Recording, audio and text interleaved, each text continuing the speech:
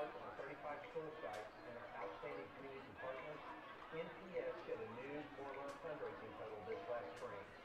Combined, we raised more than $375,000 that is now at work for our selected nonprofits. Huge thanks to our platinum donors, Omni Construction, Bolt Family Fund, Davis Family Chevrolet, the Ava Driven Partnership, Gillingham Insurance, Norman Regional Health System, Fox Dinner Club, and Navio's Pizza. Every More Love donation makes a positive and lasting impact on nonprofit teams that build up our community with services that extend to more public schools. We are so grateful to our students, their families, and our community partners. Thank you. Hello and welcome to Moore Schools Stadium. I'm Dan Hawk. Alongside me, Dustin Smith, Athletic Director of Broken Arrow High School. Madison Dildine will be on the sideline as well, giving us Broken Arrow football as the Tigers come into Moore Schools Stadium tonight with a 1-4 record, 1-1 in district play.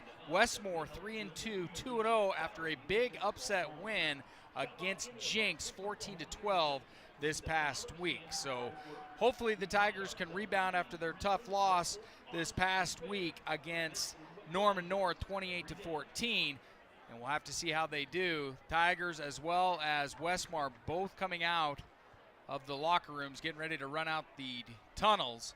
Jaguars have a very unique tunnel. I've never seen one like this, with a giant Jaguar on top of the tunnel. Notice the green eyes on the Jaguar as well. Tigers, though, looking for a big win here on the road on the west side. Dustin, what are your keys to victory for the Tigers this evening? Well, you got to start quick. And last week against Norman North, dug ourselves a 21-0 hole in the first 6 minutes. So got to start quick, take care of the ball offensively. I think you're going to see a lot of Cabry Harris, a lot of Cooper Bates running the football, and make sure you take care of the football. And then defense, force some 3 and outs. Obviously, from watching the Jinx game, they're not a high prolific offense, only scoring 14 points and still winning the game 14-12. So defense, mind your keys, know your reads, and make tackles. And the Tigers just running out onto Moore Schools Stadium right now. I also want to give a shout out to the softball team. They took care of business earlier today against Lawton, 11-1. They're playing Enid right now. That score is still 0-0. Bottom of the 6th. Back in Broken Arrow. Let's take a quick time out. Here's Stephen Narrance from Channel 6 on our weather. Hey there, Broken Arrow Tiger fans. It is time for more Broken Arrow football Thursday night, and it is going to be... Hey there, Broken Arrow Tiger fans. It is time for more Broken Arrow football Thursday night, and it is going to be spectacular weather. Perfect football weather as those Tigers take on Westmoore. If you're traveling down for the game, if you're going to be down there this evening, it is going to just be gorgeous. 72 degrees at kickoff. We drop off into the 60s as the game goes along. Very light winds, clear skies, and for this time of year, couldn't ask for a whole lot better weather than this for a spectacular night of football and hopefully another Broken Arrow win in that game this evening. Of course, if you aren't able to make it down to the game, as you know, you can always check out the game, the broadcast on ArrowVision with Dan Hawk on play-by-play, color analyst Devin Johnson, and Madison Dildine on the sidelines. Now, looking for another win this evening, Broken Arrow. Again, great weather. Let's go Tigers! Perfect night for some football down in Moore, Oklahoma. I want to thank Stephen Narrance for doing the weather this evening. We're about under a minute to kickoff for the Tigers as they look for their first win, second win in district play and a rebound after their loss last week to Norman North. So this is a perfect opportunity for them, Dustin, to kind of get back in the driver's seat, build momentum, as we're in the heart of that district play. Yeah, and we talked about it at the Owasso game when I was here. We were fortunate enough to do that game. District play is what matters. Obviously, you set a goal and you try to be in the top 6 so you can get into the playoffs. And I mean, this is a game you want to take care of business on the road. Tough. We haven't won on the road yet this year, so it's an opportunity for us to do so tonight and get off that winless on the road streak. Now, Michael Graham Jr., from what head coach Josh Blankenship told me, he could sling it, and he's got a couple wide receivers. One's committed to OU and another one's committed to Houston, so plenty of talent on that Jaguar offense. Yeah, and we'll see him be a little bit of the Wildcat as well, the receiver that's going to OU or that's committed there. He'll play some – he's primarily defensive back, but he'll play some Wildcat and run the ball for them as well as So talent's not the problem with Westmoore. It's just a matter of us trying to read what we're supposed to do and make tackles. I think last week we were in the right spots, just didn't make tackles or followed with our eyes a little bit too much and got tricked on some plays and cost us some points early. Yeah, and Cabry Harris, he almost went 100 yards on the ground this past week, so we'll probably look to him like you kind of alluded to at the beginning of this. So hopefully the offense can start fast, because that is one of the keys of the game on this Jaguar defense. Well, let's take a quick timeout. Kickoff will be next here on ArrowVision. You're watching Tiger Football with Dan Hawk alongside Dustin Smith. While you are teaching someone special the nuances of keeping the wheel steady, we can provide you means for you to maintain financial equilibrium. First National Bank of Broken Arrow. First people put people first. Isn't it nice to know that you can spend your weekend any way you like? We have convenient e-bank products such as online banking, mobile deposits, mobile banking, and account alerts, just to name a few. E-bank, whenever, wherever, why ever. First National Bank of Broken Arrow. First people put people first. And welcome back to Moore School Stadium. Westmoore won the toss, so they defer to the second half. So the Tigers get the first opportunity as Deshaun Caldwell, along with Gatlin Farrell, back deep to receive. Farrell takes it in from the end zone. We're going to start it off on the 20. Yeah, you want to see that as a kicker. If you can put it in the box, it nullifies any return, because as soon as it crosses the goal line, that's a touchback. So Broken Arrow will take over possession on the 20-yard line, first down and 10. So one last powwow with head coach Josh Blankenship. And we'll get this ball game started with two receivers out to the left. That is Tayshawn Jones-Wade. Man in motion. Tigers go to the ground. It is Harris. Harris is going to get smacked, though. Makes it almost back to the 20. Yeah, running north and south there. You want to go east and west on this field. Cabry was trying to find a hole to open up. It didn't do so. Good pursuit there by Westmoore, and makes that tackle right at the line of scrimmage, so no gain. You know, and the Tigers are going to have to deal with this sunset. I wish I could speed it up a little bit, Dustin, but that sunset is going to be some issues for Cooper Bates and the offense, as we got trips to the near side. Man in motion now. Bates going to keep it himself. He gets ahead of the 20, so yeah, maybe a yard or two. Let's see if the ball came out. Carson Ernston looked like he came out of the pile with it. 6'1", 240-pound senior Carson Ernston. He wasn't the one who carried the ball, but it may have been stripped out from Cooper Bates there, and Ernston, Johnny on the spot, and retains the possession for Broken Arrow. So another trips, now in man in motion. Bates staying under center, throws it over the middle to Harris. Harris gets smacked again. No opportunity on the ball there. Yeah, and Cabry was open across the middle. Ball just a little bit behind him. Falls incomplete, and Cooper Bates will drop back to do the punting as well. He's not just the quarterback, he's also the punter, so he'll drop back deep and have our first punt of the ball game. Yeah, and I saw him booming some punts pregame. It's pretty special to watch him do that. And a lot of control out of him, as well as he sends it, crosses the 50. It's going to bounce up at the 40. Westmoore's return man, number 22, is going to bring that back inside his own territory. That was Jet McCoy on the return. Well, a heck of a name for a returner named Jet. He ran out of bounds, but in very good field position for Westmoore. They'll take over on their own 48-yard line. 6'2" sophomore for Westmoore.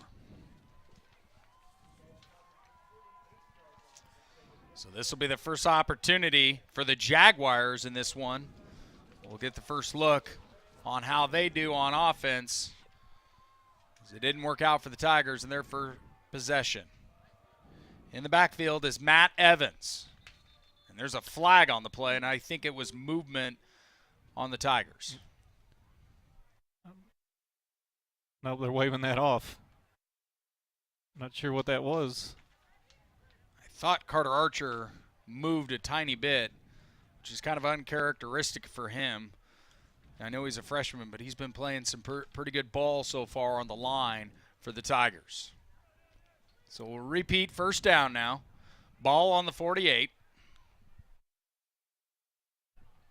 Here at the Moore School Stadium, that sunset nearly fallen, and we won't have to deal with it for the Tigers on defense here. Michael Graham Jr.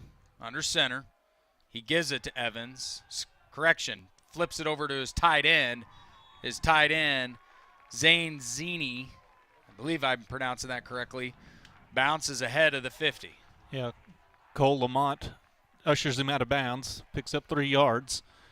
Just a little screenplay out to the left. They tried to hit Michon Graham deep, but the coverage was there, and they just found the outlet to the outside. Coleman has been a very special defender, stepping in the place of Lane Condry, who's to the booth of left of us, coaching, rather. Zini catches it over the middle, and that's going to be close to a first down marker.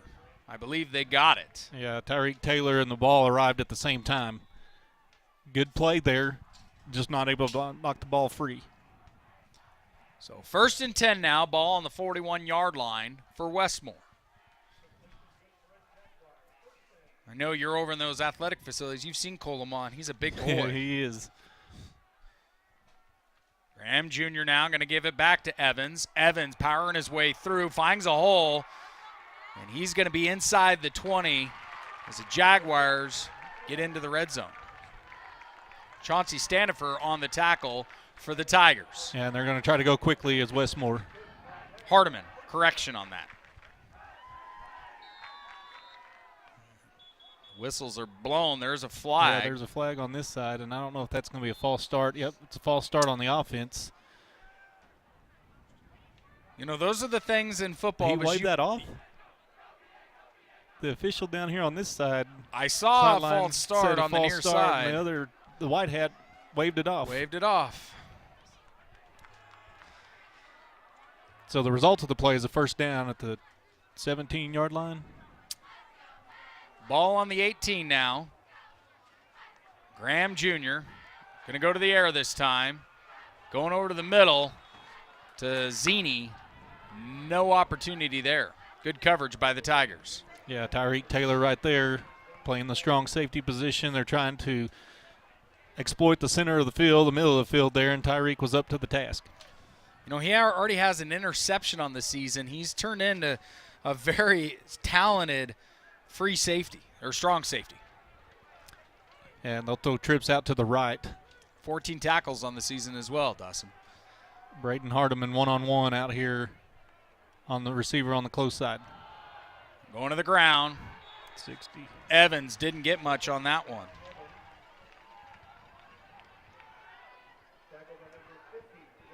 Matthew Potter on the tackle for the Tigers. Or was that Josie Sanders? I believe that was 50? Josie Sanders, correction. Josie Sanders on that. Number 50, the sophomore. That Brings makes up third down. That's a tackle for loss. That's his 11th tackle of the season.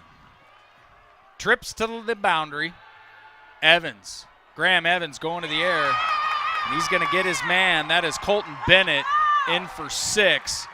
And the Jaguars strike first. And you saw the multiple receivers out here on this side, and just a fake like a bubble screen, and the defenders were pursuing the screen, and they let the receiver get behind them, and a good touch pass there from the quarterback, and Westmoore gets on the scoreboard first. So with 8:49 left to go here in the first quarter, Westmoore strikes first. They are now going for the extra point, and the kick is up, and it is good. That is Jackson Lee for the extra point. Let's pause real quickly. You're watching Tiger football on ArrowVision with the Jaguars in front, 7-0. Matthews Ford in Broken Arrow has been collaborating with Broken Arrow Public Schools since 2016 and sponsors the Broken Arrow Teacher of the Year Award by providing a courtesy car for the winner to drive throughout the year. We'd like to recognize Matthews Ford for being a valuable community partner with Broken Arrow Public Schools. Racing towards the end of the month? Ask about our early pay options. TTCU Federal Credit Union. Life is better in balance. Welcome back to Moore Schools Stadium. Westmoore on top 7-0 after a touchdown pass from Graham Jr. to Colton Bennett. 6 plays, 52 yards, and a minute 45 for the time of possession. Yeah, and that was third down possession there, third down play offensively for Westmoore, and you'd have to think it was almost in no man's land. They were probably going to go for it on fourth down and got them to stop, but they were able to dent the scoreboard to begin. That one is just going to go into the end zone as Deshaun Caldwell going to let that go away.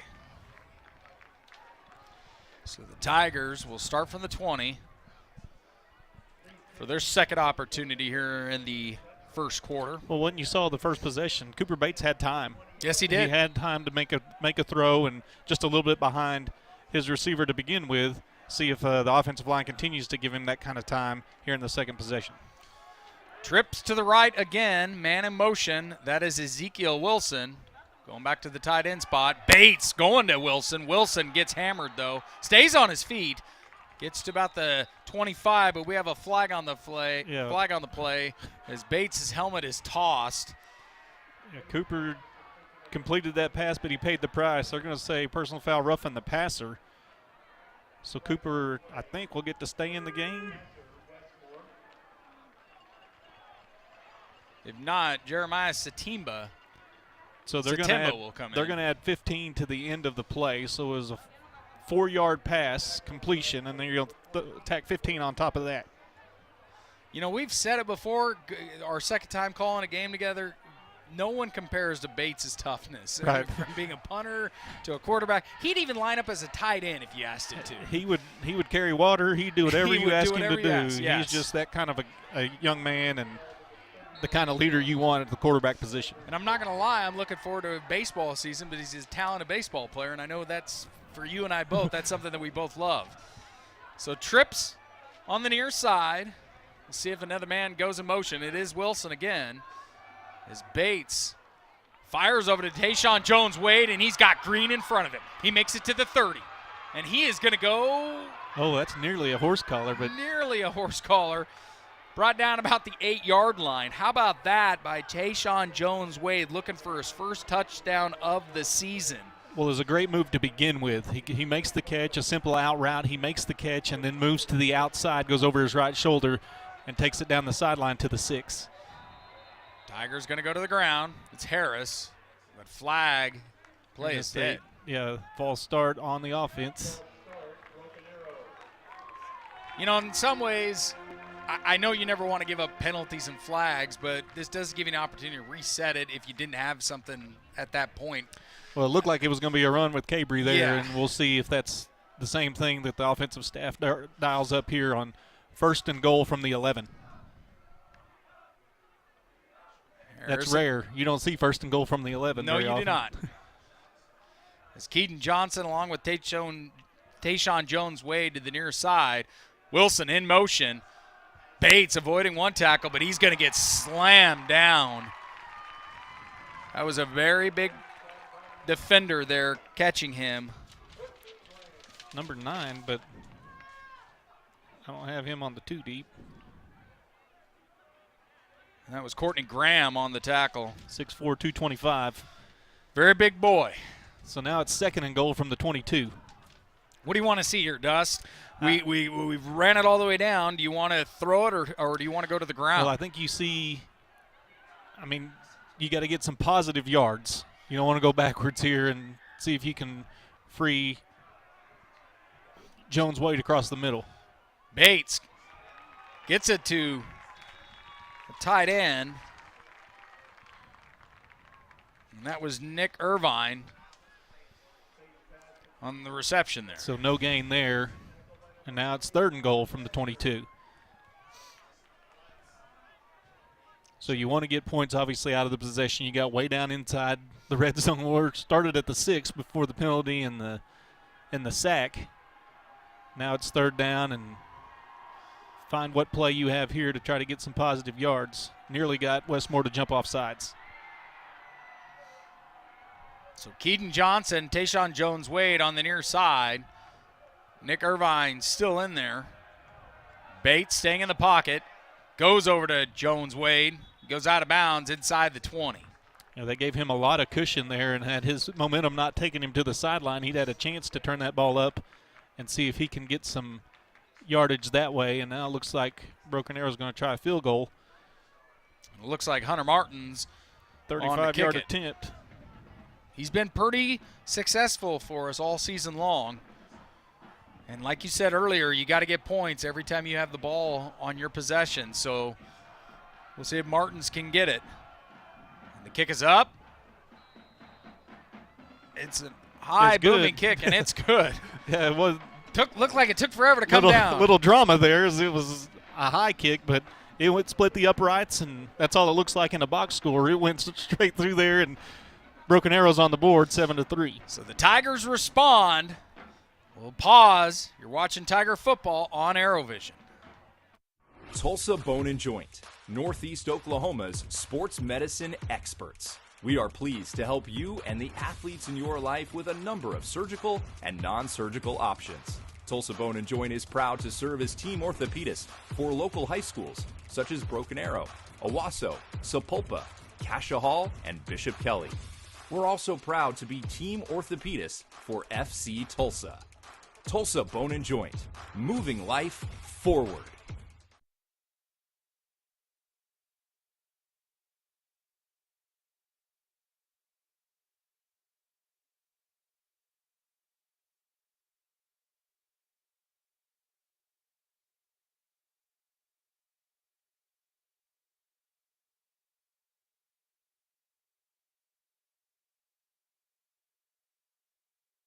Expecting you to be there. Get in your gaps and be sound. We're good, guys.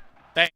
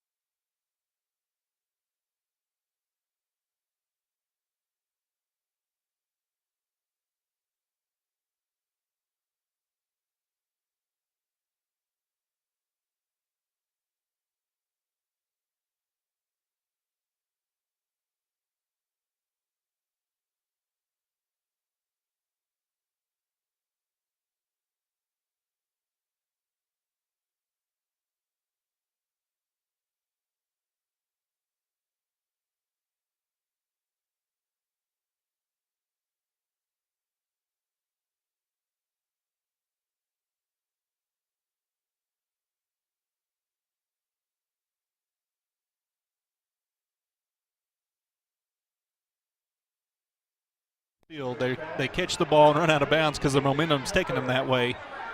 And Jaden Hunter catches that ball for a 3-yard gain, runs out of bounds. So it brings up 2nd down and 7 for Westmoore. 6:37 to go here in the first quarter.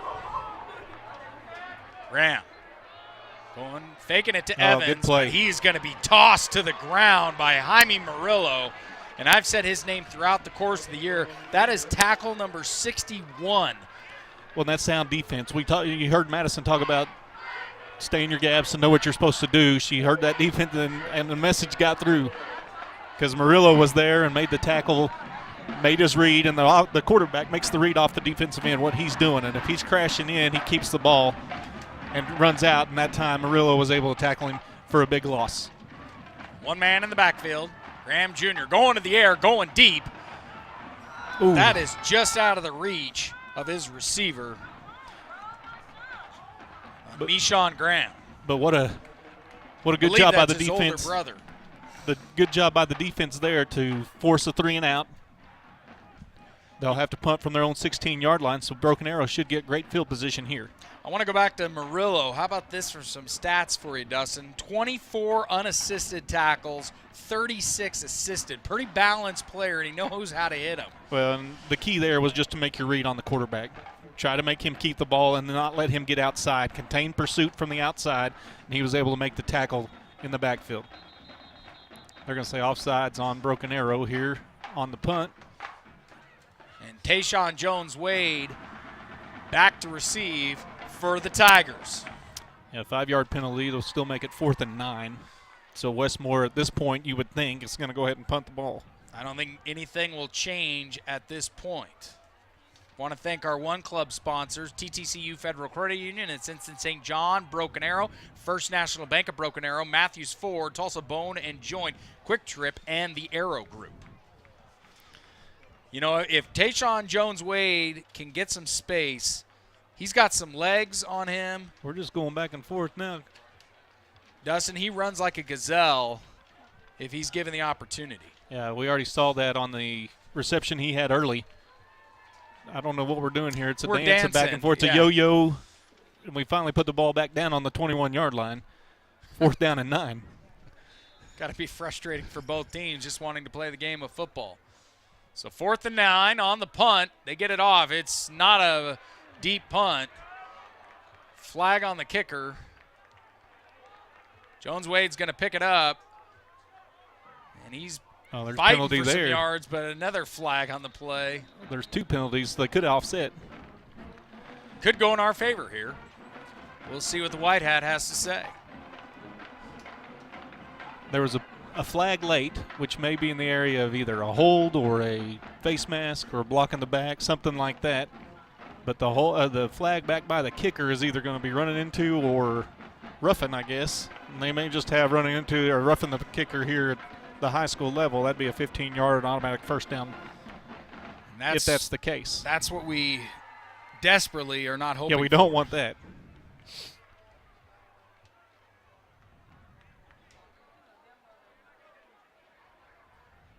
There's a long discussion. We can speculate all kinds of things. Yes, I can't read from up here, but I would say I can kind of zoom in on with the binoculars, but it's still not going to help me much. The question becomes, are they offsetting penalties? Looks like. And will they replay 4th down again? Looks like they're still discussing it. One of the referees was walking away. Maybe we should do play-by-play on that. Wearing the pink armbands as well.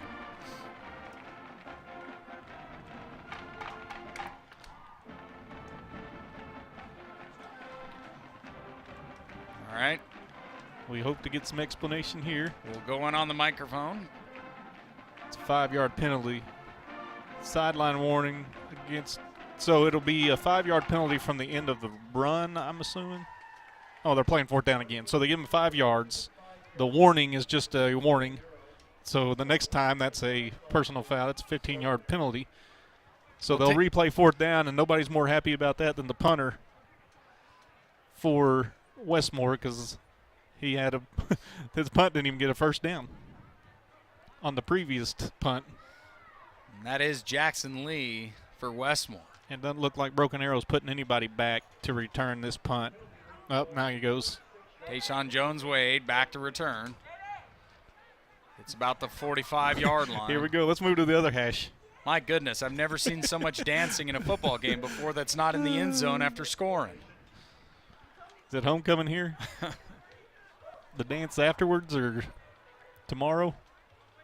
I do want to give a shout-out to Westmoore's athletic director for being so accommodating when we got to the booth today, though. And the punt is off. Another sky punt. Bounces around the 49. Much better punt. And Tigers are not going to get a chance to return that. The punter is number 85, Jackson Lee. As the Tigers will try at it again here in the first quarter. And you want to flip the field. When you're that deep in your own territory, try to flip the field, and he was able to put Broken Arrow. I mean, obviously on the original punt, we had the ball inside the 30-yard line, and now we start at our own 36. So it was at the Westmoore, like 25. So a huge flip of the field for Westmoore. As Bates has trips to the near side. Ezekiel Wilson in motion. Bates going back to the air. It's Tayshawn Jones-Wade makes an acrobatic catch. He's going to start it from the 29-yard line. I mean, what a good ball there from Cooper Bates. Was able to hit Jones-Wade over the shoulder. Jones adjusted right, made the catch. Tigers in up-tempo. Trips to the boundary.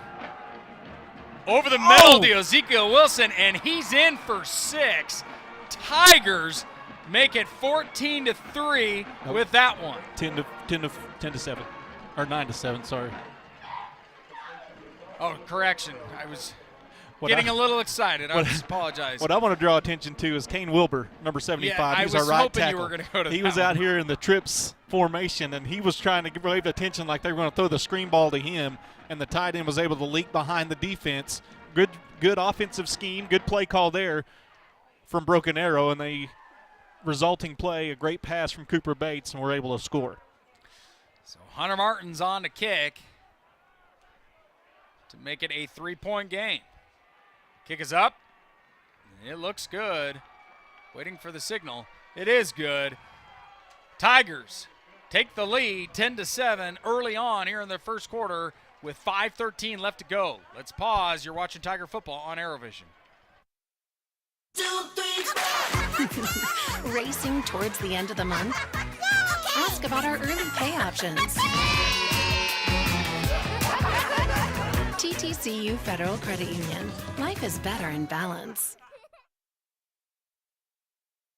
There is nothing like teaching about the rewards in life, like catching that first big fish. Now they can learn about other rewards by opening up my first savings account just for them. First National Bank of Broken Arrow. First people put people first.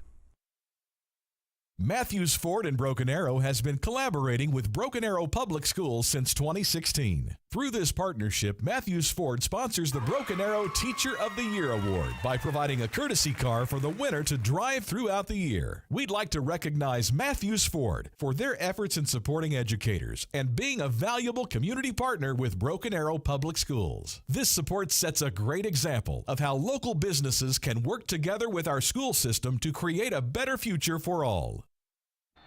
5:13 left to go here in the first quarter. You're watching Tiger football on ArrowVision. Nick Irvine on to kick. Tigers with the lead, 10-7. Kick is up right now. Patterson McDonald on to return, and they're going to take it from the 20 as they call that fair catch. Go back to that drive. Cooper Bates finds Tayshawn Jones-Wade, 35 yards. And then he follows it up with an Ezekiel Wilson, 29 yards to the house to take the lead. Ezekiel Wilson, a junior, is picking up his second touchdown of the year, Dustin. Yeah, and we kind of glossed over it, but that was a great touch on that pass from Cooper Bates to Ezekiel there. And they say the toughest catch to make sometimes is the one where you're wide open, and he was able to run that down and make the catch for Broken Arrow's lead. Zeke made it look good as Evans gets a couple, I think about 5. Yep, and Josie Sanders is right there in on that tackle. But he will have to come off as his helmet came off. So gain of 5, second down and 5 for Westmoore here, and they're looking to answer. First time they've trailed in this ball game.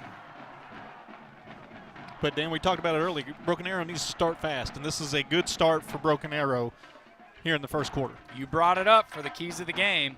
Graham Jr. going to keep it himself this time. He's dancing all around, gets out to the 30. Still in bounds, about the 46-yard line. Run out of bounds there. I think that was Chauncey Standifer that ran him out, 23. Nonetheless, it was a Gain First was down. good for first down, and Westmoore's out at the 47-yard line. So Mishon Graham on the near side right in front of us is Graham Jr. staying in the pocket, finds his receiver, Patterson. Tackle by 22.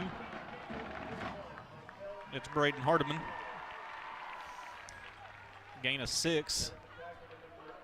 That's a long pass. He's covered almost the whole field. Caught it way up high and then had to set his feet to get a couple more yards out of it. 2 receivers on the near side. Empty backfield. 2 on the far side as well. As Graham Jr. going to keep it himself. Goes up the middle. And he's finally brought down by Caden Moody. And that's been their running game so far. Just let the quarterback make a read. If the pass isn't there, just pull it down and run. And he was able to pick up good yardage there and another first down for Westmoore.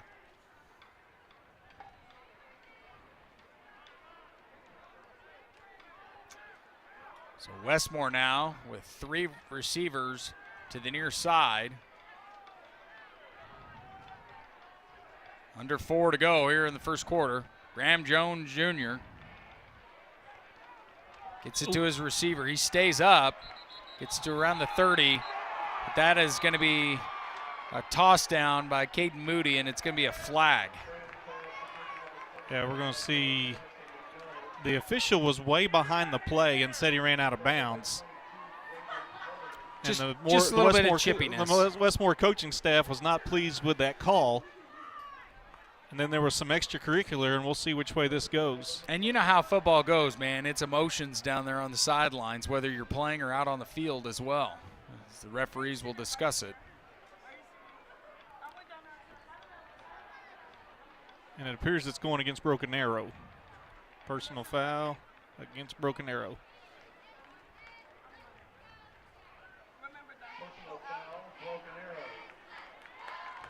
So that'll be a first down. And they're inside the 20. Coach Blankenship was trying to get an explanation over on the other side. Ball on the 17. So Westmoore inside the red zone now, trying to answer Broken Arrow's possession where BA took the lead.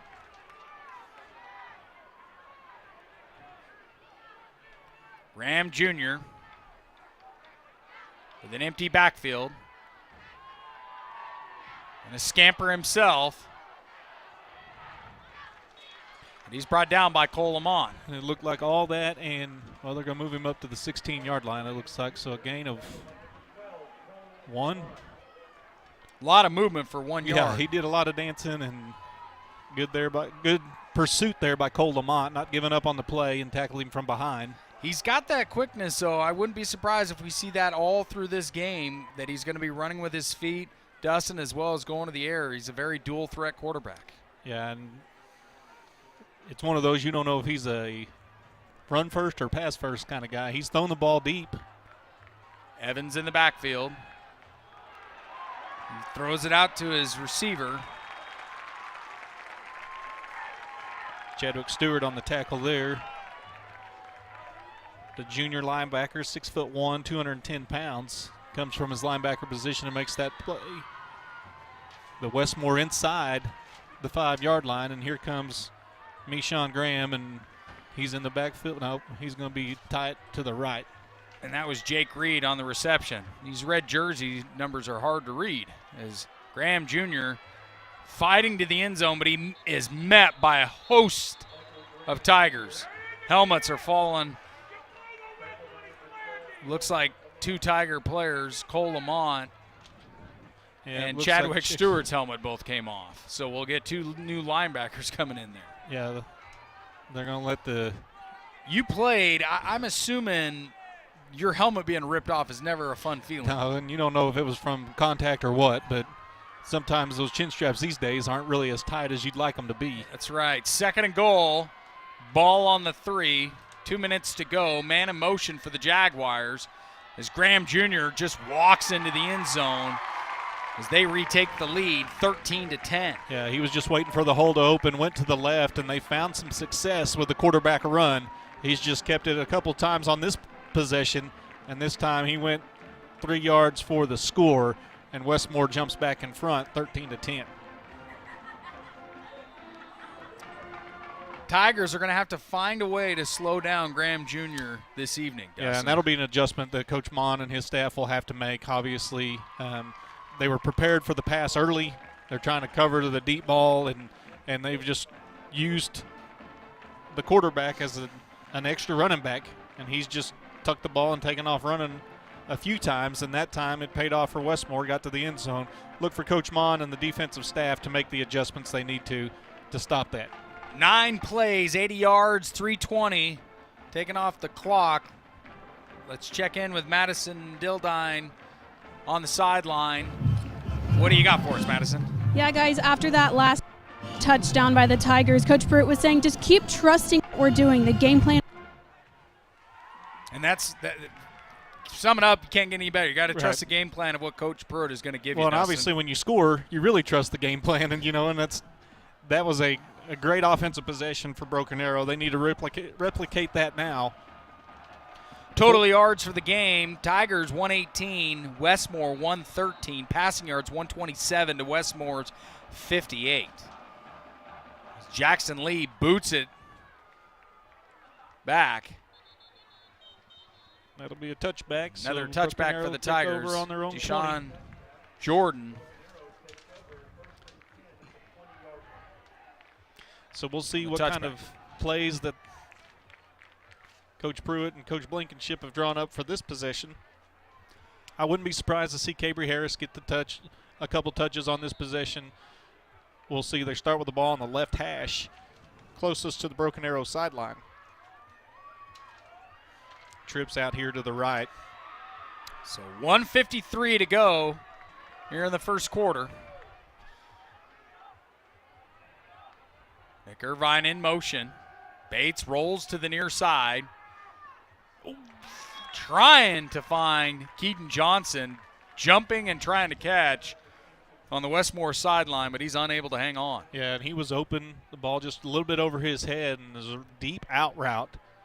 And they rolled Cooper Bates to the right that time and let him throw on the run. And if he would have thrown it just a little bit sooner, he could have been potentially gone.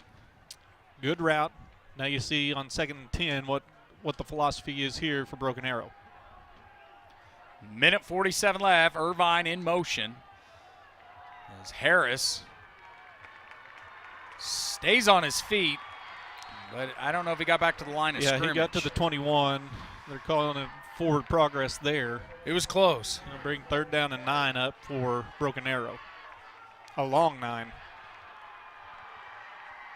You know, tonight might be the first football game of the season, Dustin, that it feels kind of like fall temperatures in some ways, too.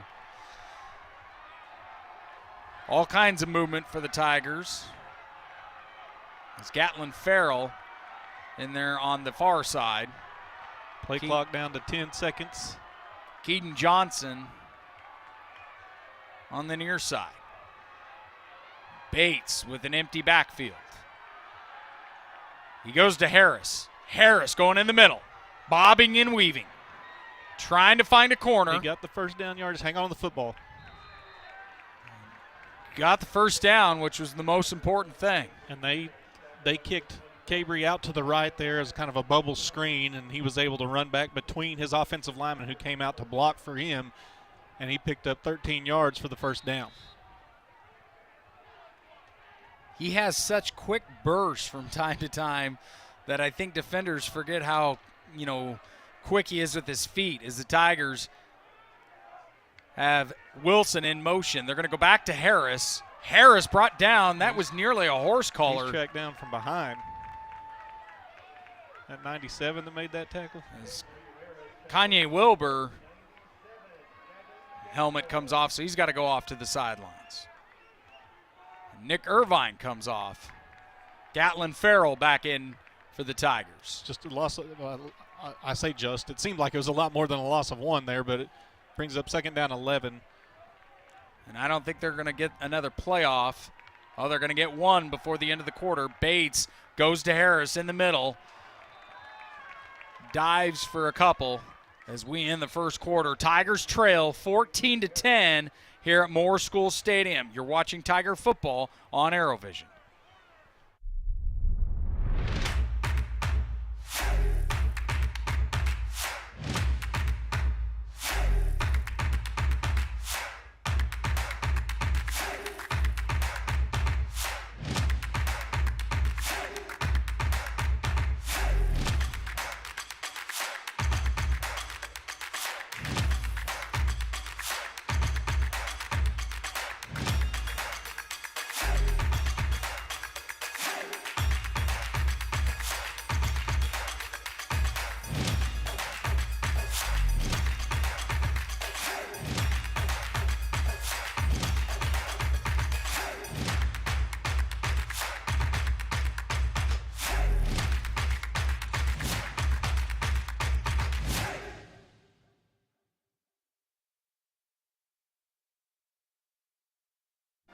And welcome back to Moore School Stadium. I'm Dan Hawk. Alongside me is Dustin Smith, and on the sideline, Madison Dildine. Dustin, I know you've been paying attention to the softball game back in Broken Arrow. What do you got for us on their win? Way unique win. Elias Scarborough leads off with a double. Advances over on a sacrifice bunt, gets her to third, and then another sacrifice bunt, scores the winning run. So Broken Arrow advances with a 1-0 win. Small ball puts us in the championship. You wouldn't think that with softball, but that's what happened tonight. And good news for Coach Randall King and the Lady Tigers. 3rd and 9, ball on the 35 for Bates. Empty backfield. As he's going to go to the air. Goes to Keaton Johnson, who hangs on. And he's brought down at the 49-yard line. Yeah, he caught that at the 49, was tackled back at the slung back to the 44-yard line. They'll give him 40 forward progress where he made the catch. So a good job by Broken Arrow to move the chains and pick up the first down. Catch and hurl. And that's good to see multiple receivers catching the football. 2 receivers out to the right. Direct snap to Harris. And he gets a couple more. Yeah, and Cabry had an opportunity to bounce it back outside. And he was trying to get there. He had some green ahead of him if he was able to, but he picks up 3 on first down. Going into tonight's contest, 292 yards for Harris on the ground. His longest run, 73 yards, and I have a feeling he's probably going to bust for another one this evening, the rate he's going. Bates rolling out to his right, voiding a tackler. He's going to dump it off, but it's bounced off a Jaguars paw. Yeah, Nick Irvine was open. He just couldn't get over the outstretched arms of the defender there for Westmoore. They brought the house. They were sending a lot of people there playing man-to-man coverage on the receivers. Just unfortunate Broken Arrow's not able to get the ball over the defender. So another 3rd and 7 on the season. We're 38% on 3rd downs. Bates staying in the pocket. I believe that was miscommunication. That was supposed to go to Gatlin Farrell. Yeah, we had 2 receivers in the same vicinity. So that will bring up 4th down. I would love to see it to add some excitement, but I don't see it happening. A fake punt here, but well, that's the luxury. Oh, he's not going to punt. So drop back and do a quick kick. I mean, I was joking about the fake punt. With Harris in the backfield. 2-man in motion. Yeah, he's going to drop back a little bit. Ben Neal and Ezekiel Wilson. He is going to punt it. No one's back there to check up, return it, but he got a bounce, and he's going to remember Tigers inside the 1 with Keaton Johnson just diving on the football. Ball on the 1-yard line, half-yard line. What a punt. Yeah, what a weapon you're able to do that. And now this limits the opportunities for Westmoore trying to drop back. Obviously, you got 10 yards in the end zone. But you know, if you're not careful, Dustin, you might be seeing a triple threat athlete. He might go play soccer at one point, too, with a leg like that. Yeah, Cooper's been playing baseball a long time, and I think he's going to want to continue doing that. But good punt there, and good job by the I believe punt he's team. already got an offer for Cowley Community College in Kansas. So we'll see what kind of adjustments Broken Arrow is going to make defensively now, kind of trying to key on the quarterback. 14-10, 10:52 left to go here until halftime. As they get out of their end zone, that was Matt Evans on the run. Pick up a 5 there. Jaime Murillo on the tackle. Actually, they're giving him the 7, so a 6-yard gain. For the Tigers. Excuse me, for the Jaguars. You don't think they're going to take a lot of chances here. It may just be a heavy dose of running the football, trying to get out of the shadows of their own goal line. 2nd and 4, ball on the 7. 10:25 left to go. Is Graham Jr. with one man in the backfield. Going to give it to Evans. Evans. Oh, the ball's on the ground, but I think the Tigers ground caused it. Are showing that they were, but the refs are not going to go in his our elbow favor. hit the ground and the ball stayed there, so the ground cannot cause the fumble. Good play there by Standiford to upend the running back there. But the gain was good enough for a first down out to the 13-yard line.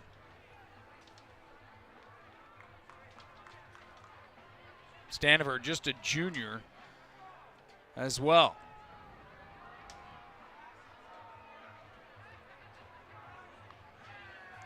So Graham Jr. slings it over on the near side. The receiver just Jaden Hunter. tried to make the catch and was on the ground basically when he made the catch, so he was tackled by the 12-yard line. A loss of 1 there. So that'll bring up 2nd and 11.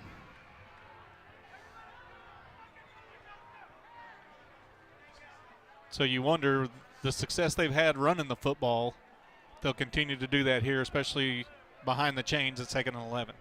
Matt Evans, a senior for the Jaguars, been pretty effective so far. 37 yards. Graham Jr. letting one go deep. Oh, nearly an interception. And Coach Blankenship's wanting to, he's by wanting Braden Hardiman.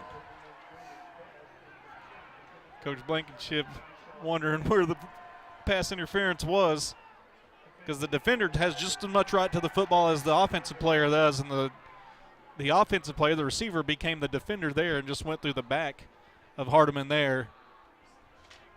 What was almost a sure interception ended up falling harmlessly to the ground, incomplete. Much to the chagrin of Josh Blankenship, who was right there. Hardiman, a sophomore.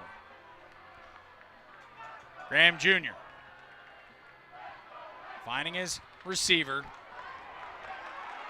He puts on the Jets. Yeah, it's a good read off the blockers that were out there. He was able to squirt to the outside.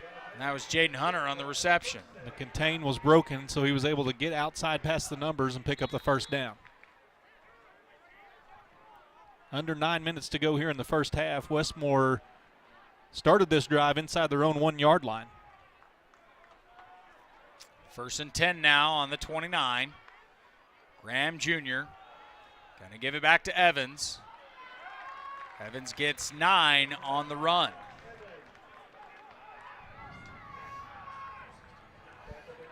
Tyreek Taylor. Graham 9 of 12 for 74 yards. Tyreek comes up from the safety position and makes that tackle, but not before they pick up 9 yards. 2 receivers on the near side. They go back to Evans. Same play. And he picks up a first down and then some. They're having success along that left side.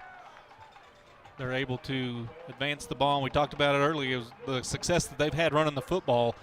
I think you'd see a steady diet of that. And so far, they've continued to hand it to the running back, and he's able to get out on that left side. So ball on the 45 now. New set of downs for Westmoore. Twins right and left. With Evans in the backfield. They'll go to Evans. Gets by a would-be tackler, and he picks up, I believe, 8. And it gets out to the 47-yard line of Broken Arrow. And again, these receivers out here right now are just window dressing. They're not doing a whole lot of sophisticated stuff. They're just turning and handing it to the running back and trying to outnumber camouflage, inside the I box, guess, if you want to call it that.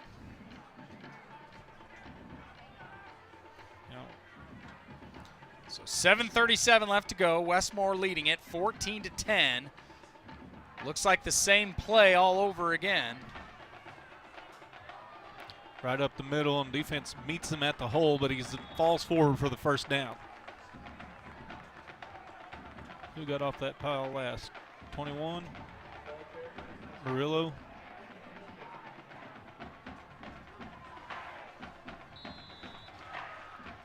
So first down and 10. Another first down and 10 play for the Jaguars. Westmoore eating that clock. Three receivers on the near side. Graham Jr. going to toss it to his running back this time. Near first down. Cole Lamont there on the tackle. He's able to squirt free and pick up 9 yards.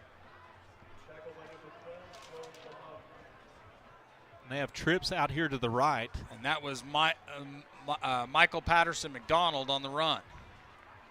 Broken Arrow disguising their defense, obviously, in the coverage there.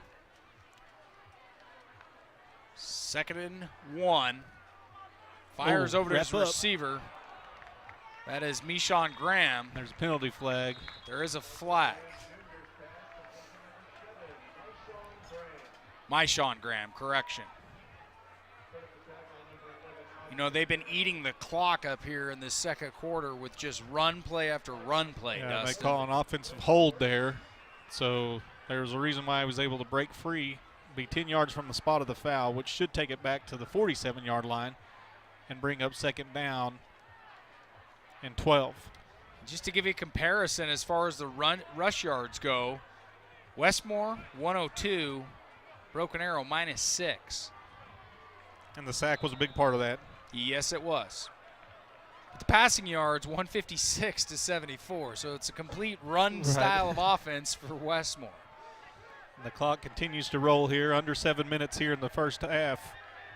Westmoore also has the choice to begin the second half, so you'd think they'd take the football, obviously, and they'd like to go in with at least a 14-10 lead and try to add on here. Play clock nearly down to 1, but they get it off. As they maybe get a yard on the play. John Broll on the tackle. So he gains, I think it was 2. I guess 5. 3rd down and 8.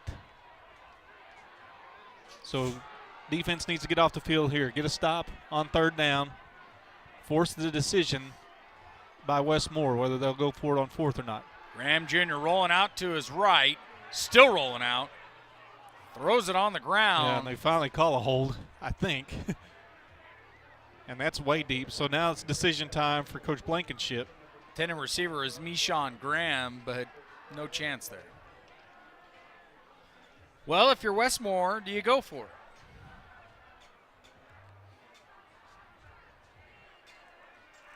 If they go from the spot of the foul, he picked the flag up, but it was at the 45-yard line.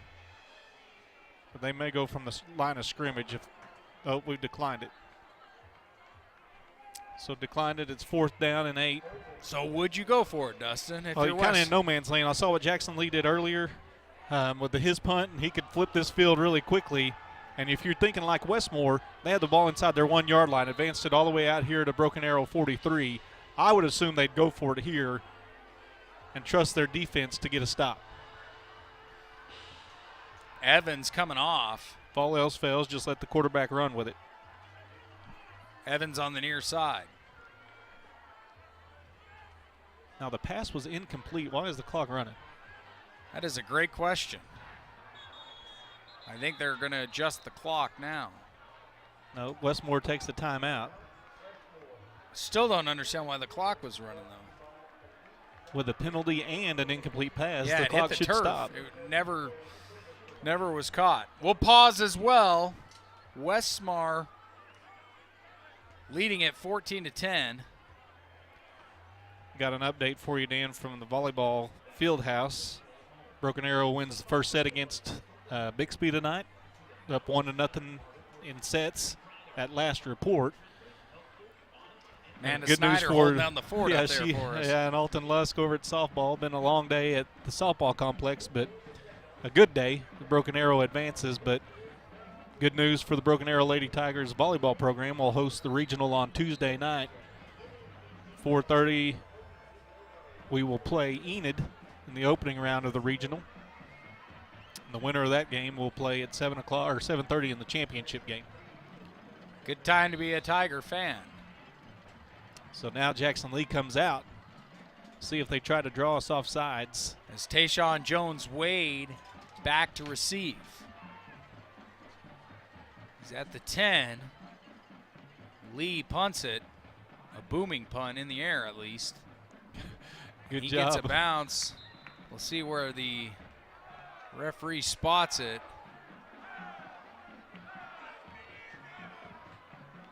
Never saw where he. The 13. Okay, I was waiting for him for a minute there. Ball on the 13 for the Tigers with 5:03 left to play till halftime. So with this opportunity here for the Tigers, you want to start out throwing or running? Well, this deep in your end zone or this deep in your area or into the field, you want to try to get positive yards. You don't want to be behind the sticks, so you want to try to get positive yards. And maybe that's a keeper with Cooper Bates. Try to roll him out and see if there's an option to throw the pass on the run or try to just tuck the ball and take off and pick up positive yards. Two guys in the backfield. Bates, 9 of 13 as well. And Harris somehow sneaks through a few linemen to get some positive yards to the 22-yard line. Yeah, and if he's able to break that tackle, he's still running because there was nobody in the middle of the field for Westmoore. Going back to it, like I said, Bates, 9 of 13, 156 yards just in this half alone, Dustin. Yeah, he's been precise with the football offensively for Broken Arrow to start. Ezekiel Wilson in motion.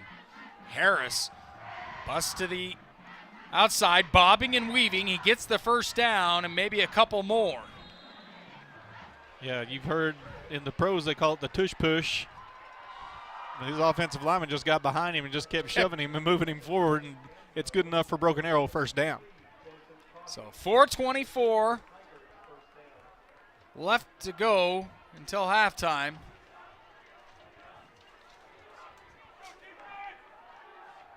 As Bates goes to Jones-Wade, fighting for some yards. Still on his feet. The whistle's still not blown. I think 4 yards on the play, but it felt like 9. Yeah, he was running for a while, and they may have given him 5 yards on that carry, but he'll take a step, take a breather out because he ran a lot. And it'll be second down and looks like 5. So 2nd and 5, ball on the 33, nearly offsides by Westmoore. Yeah, and they'll see if they'll change defensively. They were bringing some pressure up the middle. As Harris is in the backfield, fakes it to Harris. Bates finds a hole, still on his feet. Picks up the first down. Picks up the first down, ball on the 44. And it'd been a steady diet of Cabry Harris right up the middle, and this time Cooper Bates pulled it, and he's able to pick up the first down. I feel like that was the proper call right there because they've been keying in on Harris. Bates now going to the air. He's going to go to Keaton Johnson. Good catch. Ball a little bit behind him, but that's to prevent him from getting waylaid by the safety coming across. And that ball being behind him, the back shoulder throw is what they call it. He makes that catch and absorbs the hit to his back, but it wasn't as nearly as ferocious as it could have been had that ball had been in front of him. And that was Johnson's first catch of the game for 14 yards. And you mentioned that Cooper Bates has been locked in. He's been able to find his receivers and make those passes. And Broken Arrow now inside the 40 of Westmoore. 1st and 10, ball on the 39. Trips to the right. I believe we've got a timeout for the Broken Arrow Tigers. And this is a big possession, man. You want to go into the halftime. Obviously, it's 14-10 right now, 2:50 to go here in the first half. You want to get points out of this drive because you know Westmoore is going to get the football to begin the second half. So you want to make sure that you get points in this possession. So every down is important. Obviously, on first down, taking that time out to make sure you get the alignment that you want. Well, and if you look at the play clock, we've got 2:50 left on the play clock. Plenty enough time to get in the end zone before halftime as well. Yeah, and opportunities, and you've got the whole repertoire of the offense. What you want to do offensively here, you can discuss whether you want to run the football, and that was our first timeout, I believe, so we should have 2 timeouts remaining. When you can run the football, you can throw, as Cooper Bates has been dynamite with the football in his hands tonight, thrown for almost 200 yards. And look at his receivers. I mean, he spread it out the offense quite well. Tayshawn Jones-Wade almost over 100 yards. Ezekiel Wilson, the tight end, 33 yards. Keaton Johnson, after that catch, is now up to 32 yards. And Harris even at receiving as well with 15. Is Bates with a quick one to Jones-Wade, unable to hang on. Yeah, and he had an opportunity there. They had 2 receivers out there blocking for him, almost like a screen way out to the outside. And had Jones-Wade been able to hang on to that, he might be running for a while.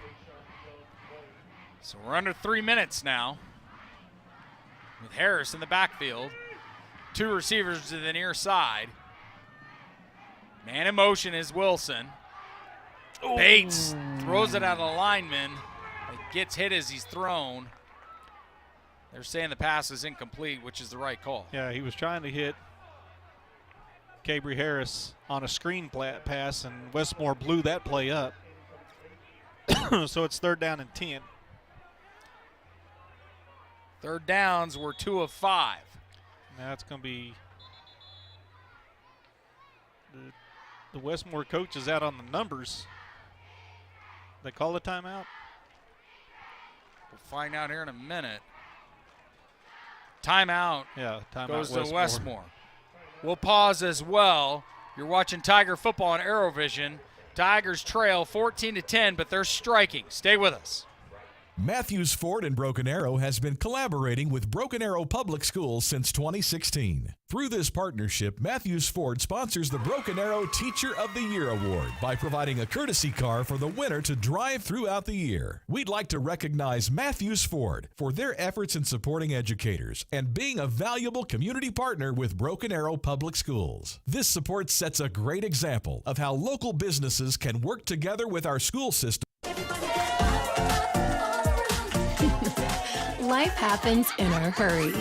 Our money experts will help you keep up. T2CU Federal Credit Union. Life is better in balance. And welcome back to Moore School Stadium. 3rd and 10 now. Ball on the 39 for the Tigers. They're 2 of 5 on 3rd downs this evening, with 2:43 left to play in the first half. One man in the backfield, it's Harris. Bates going over to his receiver, Gatlin Farrell. He got near the 1st down yards, but he's going to be a yard short. 4th down and 1 now for Broken Arrow. I say you go for it. Momentum is on your side right now, Dustin. Yeah, you're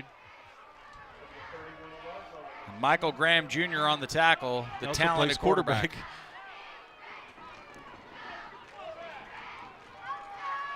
So Broken Arrow will try to take as much of this play clock as they can. Be deceptive in what they're going to do. They'll break the huddle and quickly run to the line of scrimmage. 4th and 2. Direct snap to Harris. Harris gets the 1st down, and he's going out to the outside. Cuts inside. Good play there. Creative play there offensively, because they thought because of the quickness that Broken Arrow approached the line, it may be a quarterback sneak, but he's able to flip it out to Cabry, and he does the rest, picks up big yardage for the 1st down. Ball on the 16 now. Bates going to Harris. Harris going up the middle, but he's met by a host of Jaguars. Got a couple of yards out of it, though. Yeah, and you want to continue to milk this clock. Don't leave much time on the clock for Westmoore. Quad on the near side. Empty backfield. Bates, so far keeping it himself, gets out of a tackle, but this time he's going to be thrown out. That could be a flag. Wow. Yeah, I thought he was going to get the flag there, Dustin. Yeah, the clock will, I don't know if the clock will run. So 3rd and 11 now. Mysteriously, it stops when he runs out of bounds, but when it's incomplete, it winds. It's the 3rd down and 11. They completed on the last 3rd down. Ball on the 17. Bates going over the middle. Oh. He was going to Gatlin Farrell. They're He asking, wanted a flag, but not Gatlin going to get it. Be 4th down, and we'll see 4th and 11. If they go for the field goal here, it'll only be a 1-point game if Martins connects. And Martins is coming on out for the field goal. Ball on the 17. It'll be close to what he made in the first quarter. This one's going to be from 34 as opposed to 35. He was good from 35 in the first quarter.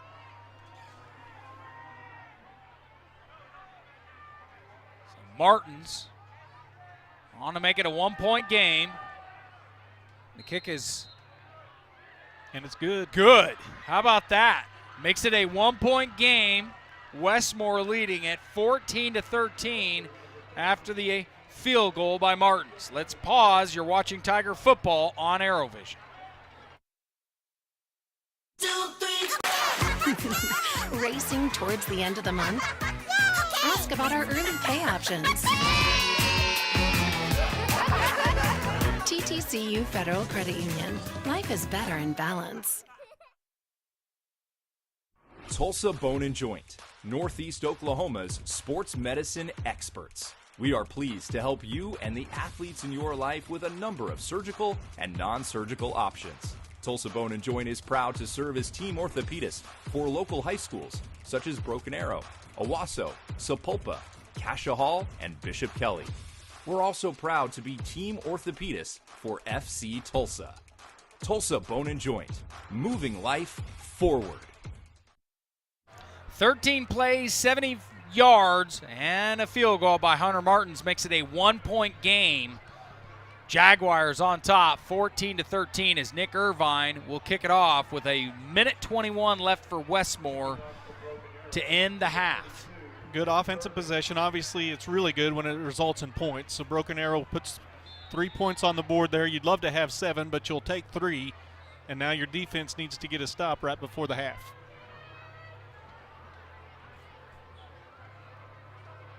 Irvine sends it right into the end zone. And the ball will be on the 20. That's exactly what we wanted to see. Yeah, force them to go 80 yards for a score. And Westmoore, with 1:21 remaining here in the first half, will have the possession. Obviously, you got to key the quarterback. He's been their running threat. They obviously have used the running back quite a bit here, at least on their last possession. Matt Evans has been toting the mail for Westmoore in the backfield. With 76 yards. And he's averaging almost 7 yards per carry. Total yards for the game for the Tigers, 220 to Westmoore's 179.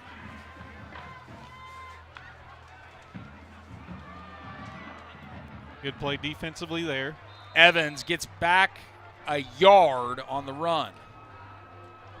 And that was successful for them the last drive. That's Josie Sanders on the tackle. Jaime Murillo also on the tackle. So under a minute to go now. Picks up a yard there, and you're trying to see if you can break that ball. See if you can break a run and take a chance. Now we'll see if they'll just milk some clock. 2nd and 9. Graham Jr. letting one go deep. Had a wide open receiver. That's Graham. I believe it's his brother, Michon Graham. He had touchdown written all over it, but he was unable to hang on. That ball was dropped in there perfectly, and Graham had gotten behind the Broken Arrow defense. He'll be thinking about that one when halftime comes. So 3rd down and 9 from their own 21-yard line. See if they take another shot. Graham has come over here to the sideline, so he was the deep threat on that possession, or that play. They look like they're going to air it out again. This time, though, they dump it off. They get the first down and more. Yeah, and the clock will stop because of the first down. They're going to put Graham back in again and see if they can take another shot. That was Evans on the run. Approaching the 100-yard mark here in the first half of play. We'll see if they've got Graham up top. 30 seconds to go for Westmoore. 1st and 10 on the 31. Graham Jr. rolling out of the pocket, going to keep it himself. Gets around the 38-yard line. They were trying to hit Graham again. He was deep, but coverage was there for Broken Arrow. So 2nd and 3. Ball on the 38. 19 seconds left until halftime. And if you're Westmoore, why not take a shot? See what happens. See if you can throw it deep and get behind the defense again. 2 receivers to the near side. Graham Jr. looking to go deep. Hang on. But what a tackle by the Tigers. 25. That is Chadwick Stewart, the junior, 6'1", 210, 49 tackles going into this game. Yeah, and that'll end the that will end the half. Tigers come back on a field goal to trail 14-13. Dustin, first half of play in the books.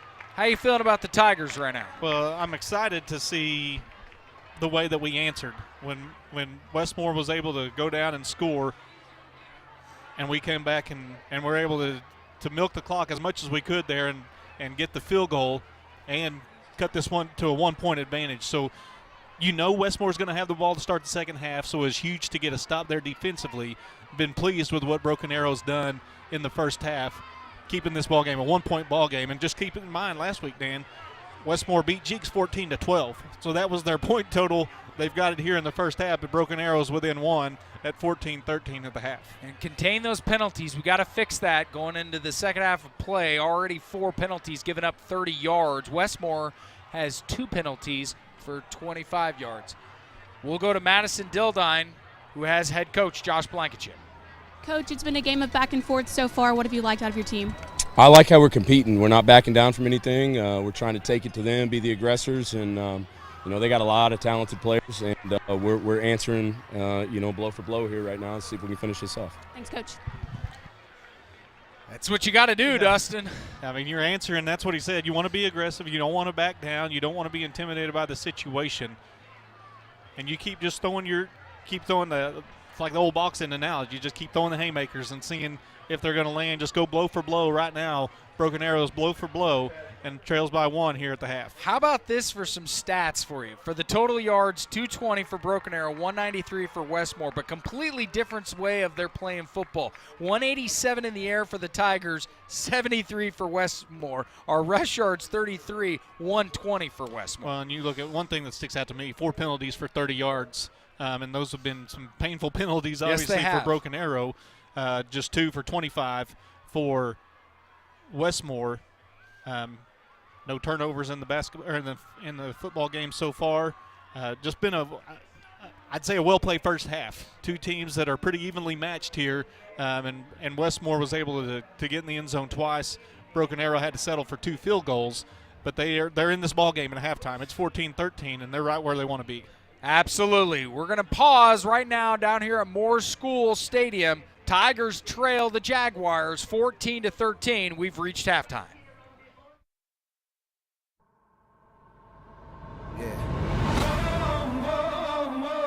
No fear.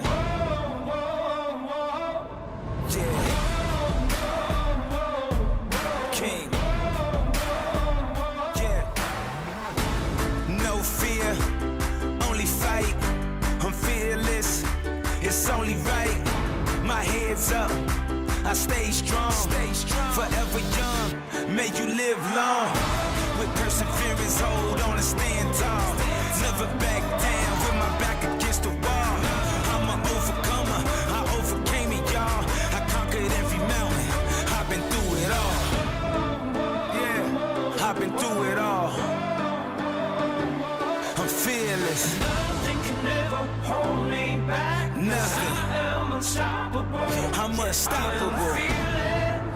I'm fearless. Yeah. I'm fearless, you know. Yeah, I'm strong. I am unbreakable.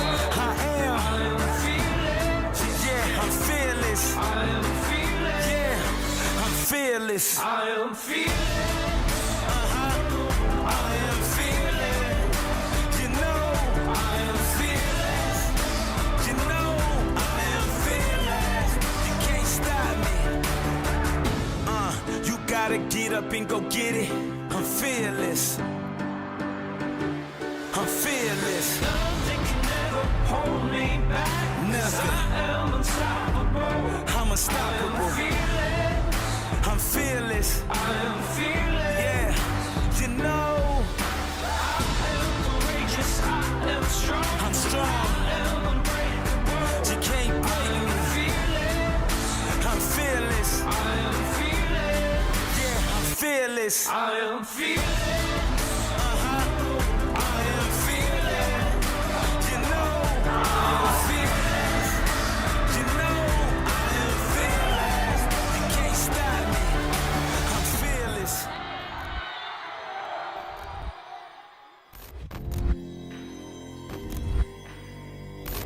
Hey Tiger football fans, I'm Madison Dildine and we're here at Tiger Memorial Stadium about to go 100 yards with senior quarterback Cooper Bates. You ready? Yes, ma'am. Let's go. Cooper, talk to me about your journey to the quarterback position. Yeah, all growing up I played running back and other positions. I never really played quarterback until 8th grade, and I always played baseball, so I had an arm, so I just decided I think it's my time to play quarterback. You're in arguably one of the heaviest leadership roles on the team, being the quarterback. How do your coaches and your teammates help mold your leadership? Yeah, being quarterback, it's helped me lead the boys in a good way. Like the wide receivers, I like to go out and throw with them and try to mold them on and off the field.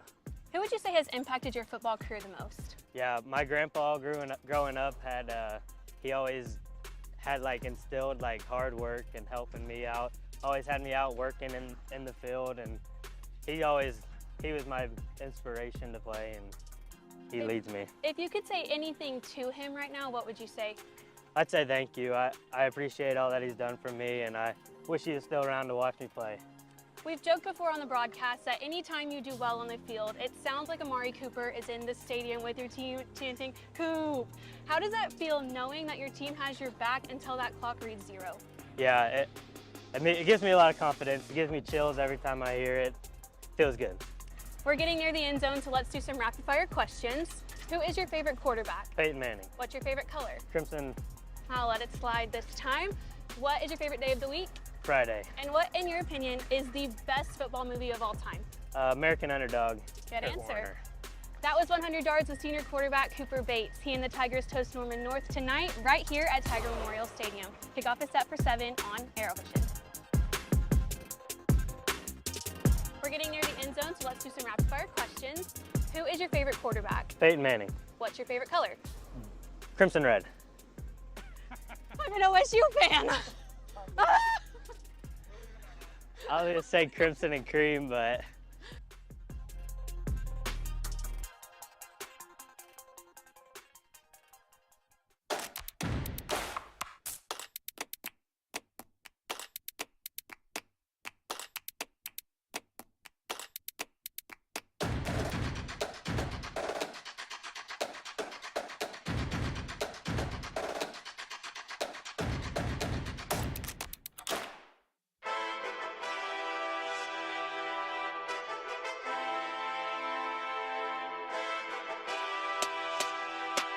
I got the opportunity to come back after college, and I did everything that I did in high school, and a lot of that was due to my coaches and my parents and everything that they did for me, everything they sacrificed for me.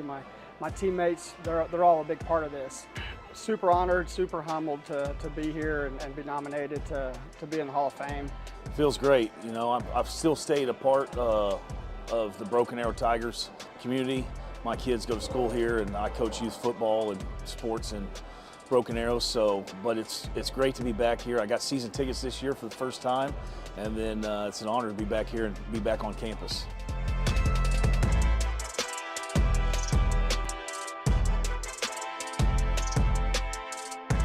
Yeah, it's an incredible feeling to be back here. This campus and the stadium and the whole atmosphere has definitely grown a lot even since I graduated in 2008, so it's really cool to be back. And to be inducted into the Hall of Fame, it's a huge honor, and I tremendously appreciate it. It's like jumping back into time, coming back in here and eating dinner here or in the lunchroom that we ate lunch in every day is kind of a blast from the past. It looks a little bit different now. Just remembering jogging for cross country and running laps for softball, and it means a lot to be back here and kind of represent Broken Arrow Lady Tigers. It's really something special. Coach for 17 years, here 7 with the high school and 10 with the junior high as the head coach.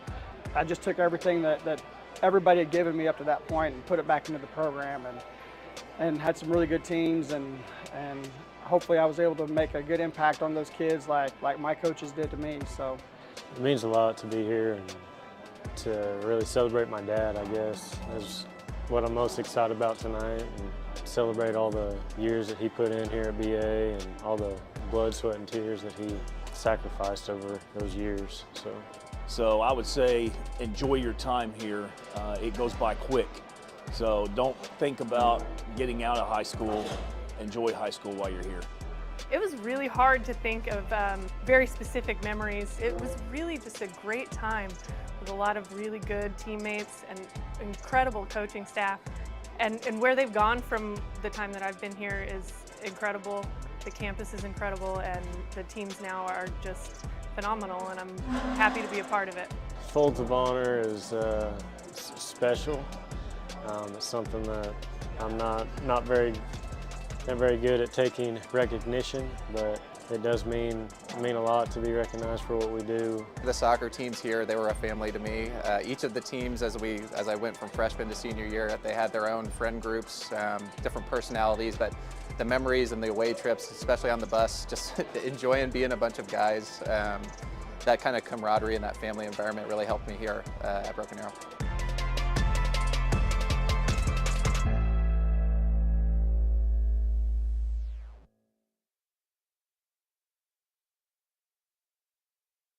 Hey there everyone, I have some exciting news to share with you. Power Washing of Tulsa is embarking on a game-changing journey that's all about partnership and excellence. I am thrilled to announce our new partnership with Oklahoma Facility Services. This is more than just a partnership, this is a collaboration that is set to redefine the way that we approach exterior maintenance. Our teams are joining forces to bring you unmatched expertise, innovation, and dedication. Picture this: cleaner parking lots, perfectly maintained landscapes, and stunning exteriors. Together, Power Washing of Tulsa and Oklahoma Facility Services are raising the bar in exterior maintenance. From commercial and residential properties, we're here to transform spaces and elevate curb appeal. This opportunity is truly exciting, and we can't wait to share more as we embark on this incredible journey. Get ready for a cleaner, more vibrant world with Power Washing of Tulsa and Oklahoma Facility Services.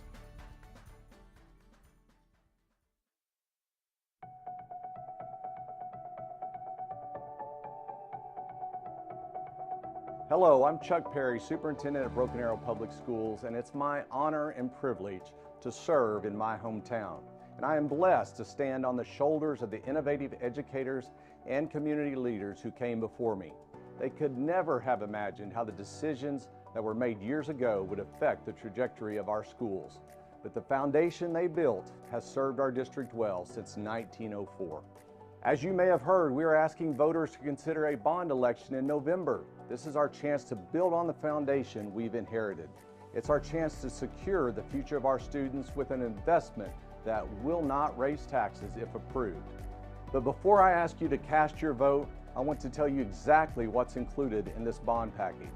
It's more than I can cover in one short video, so my team and I have created a podcast series that will launch one episode at a time over the next few weeks. I hope you'll tune in and add your voice to the conversation happening in our community. And don't forget to get out and vote on November 14th. And always remember in Broken Arrow, the best is yet to come.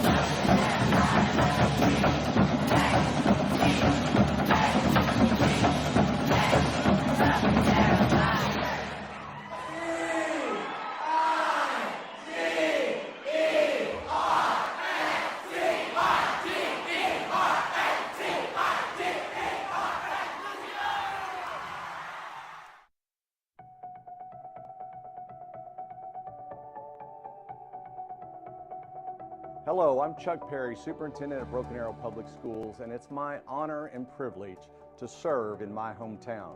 And I am blessed to stand on the shoulders of the innovative educators and community leaders who came before me. They could never have imagined how the decisions that were made years ago would affect the trajectory of our schools. But the foundation they built has served our district well since 1904. As you may have heard, we are asking voters to consider a bond election in November. This is our chance to build on the foundation we've inherited. It's our chance to secure the future of our students with an investment that will not raise taxes if approved. But before I ask you to cast your vote, I want to tell you exactly what's included in this bond package. It's more than I can cover in one short video, so my team and I have created a podcast series that will launch one episode at a time over the next few weeks. In this first episode, I'll break down the why, when, and most importantly, how does this affect you as a taxpayer? I hope you'll tune in and add your voice to the conversation happening in our community. And don't forget to get out and vote on November 14th. And always remember in Broken Arrow, the best is yet to come.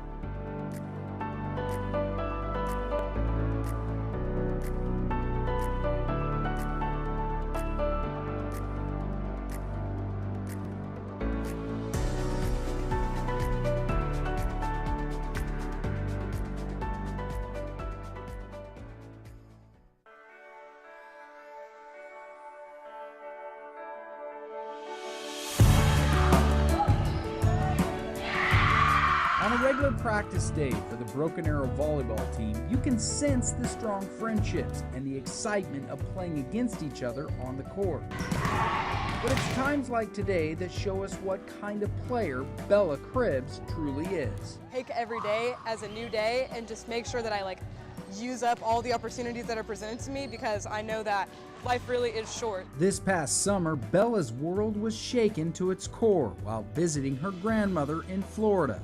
She collapsed and her life spiraled into turmoil as medical professionals fought to save her life. Rushed to the hospital in Florida where I was meta-flighted to the big hospital in Gainesville, and then I lost a ton of blood. They had to revive me a few times, and they just had to cut me open because nobody really knew what was going on. What was happening was a life-threatening crisis. Bella's spleen had ruptured, and amidst the chaos, she bled over 70 pints of blood. She stopped breathing 4 times, with one of those lasting a frightening 2 minutes. And things weren't looking good, and started reaching out to each other, coaching staff, and players and parents, and it was just it was kind of a little chaotic there, a lot chaotic to begin with, and wanted the best, and it was hard. For some, suffering a life-changing event such as Bella's, they would probably steer away from the sport that they love. That isn't the case. In fact, playing volleyball has inspired her even more. We're so glad that she's healthy again and that she's back in the mix. She scared us all to death, but there's valuable lessons learned in everything. And I don't know that we'll know them all right now, but our team, our community, our school, if you can't get inspired by that kiddo, you can't get inspired by anyone. As Bella steps back onto the court, she reminds us all that the heart of a champion can conquer life's toughest obstacles. Here we go, here we go. Get up.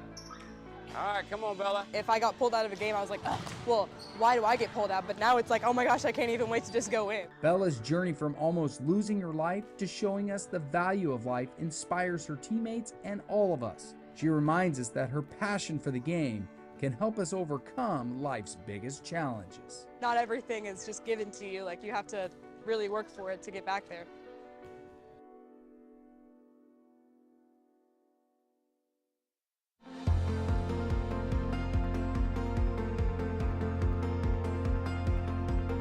I encourage them to come to work. I have a great group of people driving the bus. That management group over there is top notch.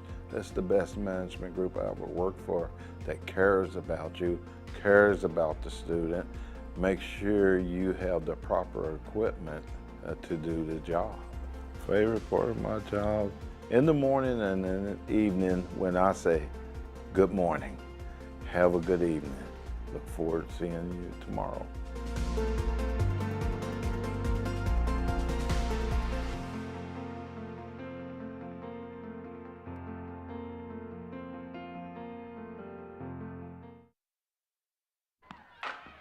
And welcome back to Moore School Stadium. I'm Dan Hawk alongside Dustin Smith, Madison Dildine on the sideline.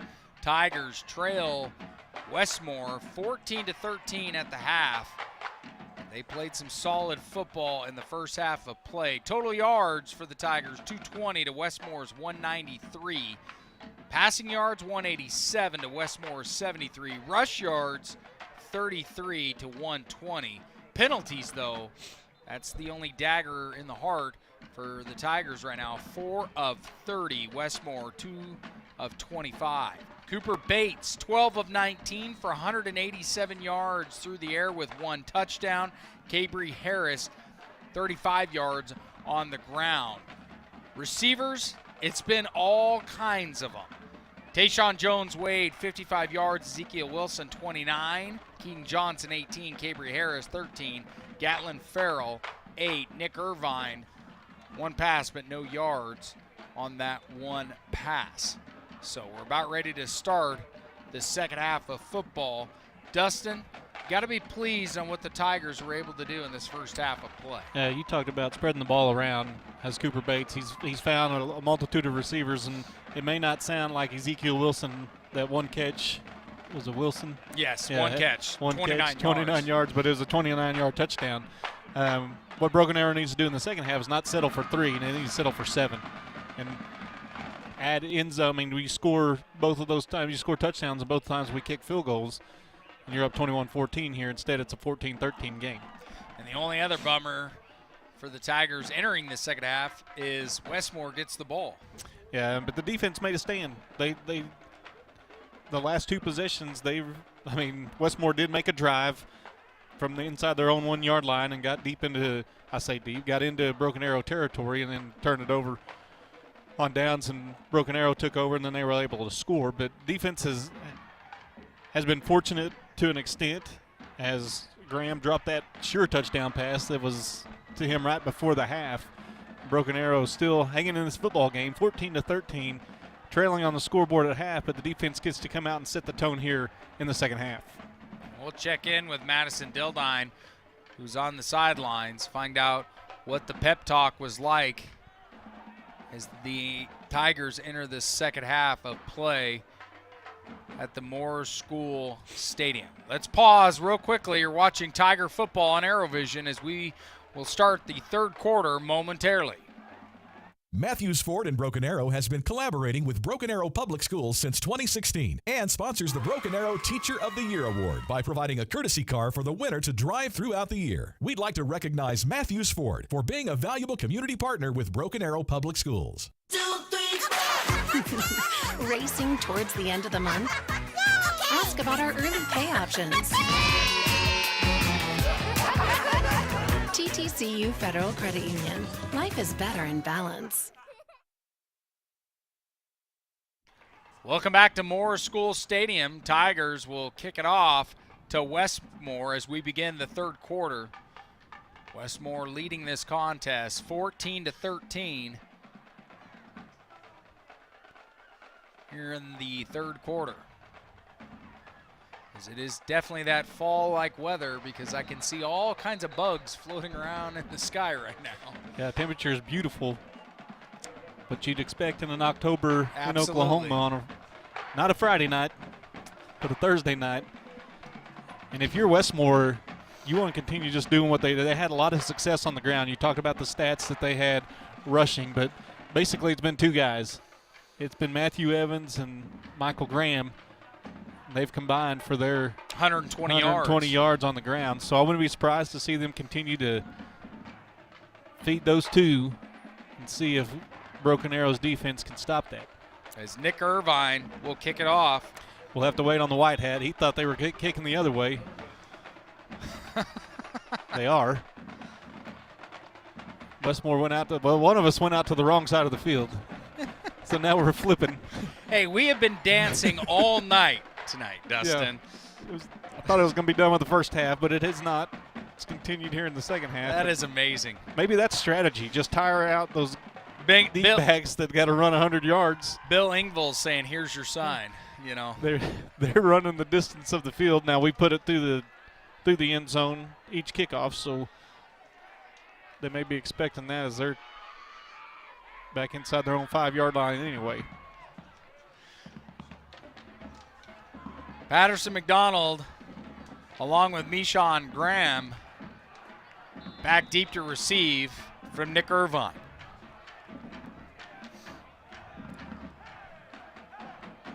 Here comes the kick, and we begin the third quarter. It's going to be a touchback. The ball will go on the 20. Let's go to Madison Dildine, who has the halftime thoughts. Yeah, guys, coach's message in the locker room was to stay obsessed with the way that you can win and control what you can control. Dan? Thanks, Madison. Obsession, I like that.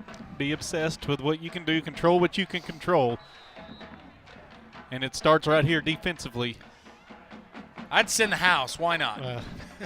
See a bit of an adjustment as they go 4 down to begin the second half. Usually it's been a 3-down lineman front, but they're going 4 front here. Graham Jr. with one man in the backfield, and it's Evans. It's a yard maybe. And you see the chess match here. The Broken Arrow putting 4 men down and trying to stop the run. That's where Westmore's had their success, is running the football, and Coach Mon says, okay, we'll just add another person down front so that you have to block that person and see if we can pursue the football. 2 receivers out to the right. Evans in the backfield. 11:22 here in the third quarter. Quarterback keep. Oh, nobody's Graham there. keeps it himself. Gets by a couple of Tigers, and he's brought down near the 50. Yeah, and that's the game when you try to play the man on the outside. You have nobody inside, and the running back or the quarterback there has been a very effective runner for Westmoore. Tucks at that time and picks up a huge chunk of yards and gets the ball out to the 48-yard line. Chauncey Stanifer, the man that brought him down. Graham Jr. with Evans in the backfield. We're going to go to Evans. But a good stop by a pair of Tigers. Murillo. That would be Murillo and Moody. A large collision right there, and they're putting him back, no gain, 48-yard line. So that'll bring up second down. And that's your linebackers filling the hole. They read the play, attack the football, and make the play.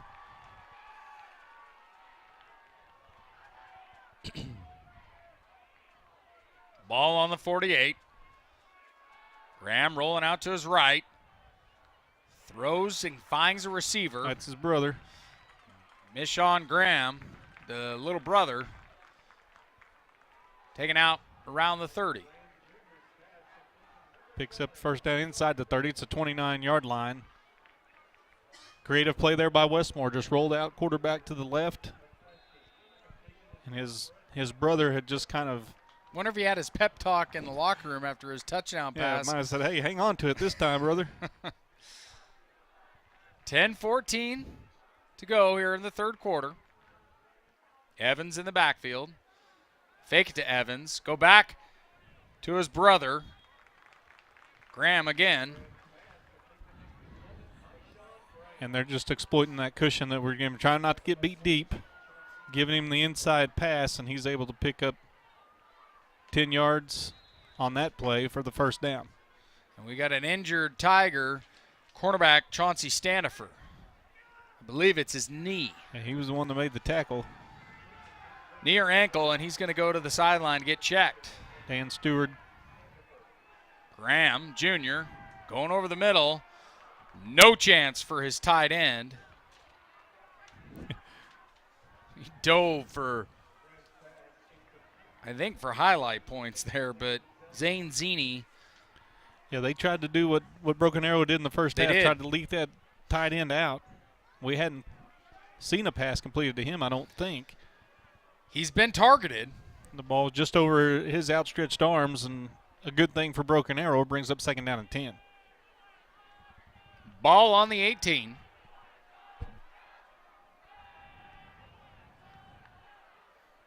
They go to Evans, fake it to Evans. Graham Jr. keeps it himself, and he's brought down by Cole Lamont. He gets inside the 10, and the gain's good enough for a first down inside the 8.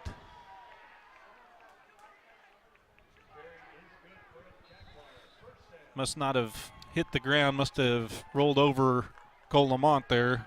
To stay up to get the first down. So it'll be 1st and goal, ball on the 7.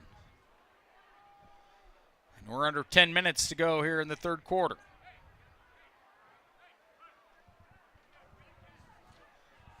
They've slowed it way down to what they have been playing as Evans is brought down by Chadwick Stewart. Yeah, good play. Fill in the hole, gain of 2. 2nd down and goal from the 5. Wholesale, it's like a line change, shift change in the hockey. Broken Arrow brings a new defensive front in. When I say new, I mean a fresh defensive front. Right.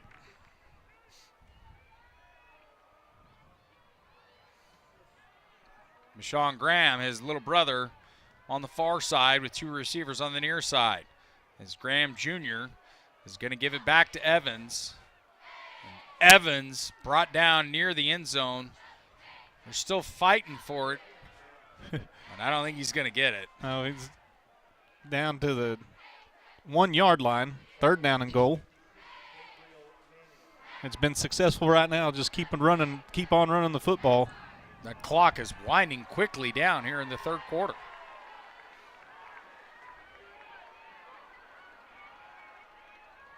Man in motion. It's his brother, Graham Jr. Graham Jr. with the ball, and he's going to go into the end zone for the score to make it 20-13. Yeah, he has scored twice. Looked up the middle for the moment and then bounced it out to the outside. Found some green and was able to get to the end zone. So with the run, Westmoore extends the lead for the Jaguars. Jackson Lee on the kick. The kick is up, and it is good. So Westmoore now leads it 21-13 with 8:23 left to go here in the third quarter. You're watching Tiger football on ArrowVision. Life happens in a hurry. Our money experts will help you keep up. TTCU Federal Credit Union. Life is better in balance. Matthews Ford in Broken Arrow has been collaborating with Broken Arrow Public Schools since 2016. Through this partnership, Matthews Ford sponsors the Broken Arrow Teacher of the Year Award by providing a courtesy car for the winner to drive throughout the year. We'd like to recognize Matthews Ford for their efforts in supporting educators and being a valuable community partner with Broken Arrow Public Schools. This support sets a great example of how local businesses can work together with our school system to create a better future for all. 10 plays, 80 yards, 3:37 taken off the clock. Westmoore now leads it 21-13 here in the third quarter with 8:23 left to play. Kick is up. All caught, dropped by Deshaun Jordan. Block in the back on the flag. Correction, that was Gatlin Farrell, the return man. Flag's down at the 19-yard line. He got out to the 23. They're blocking the back from there.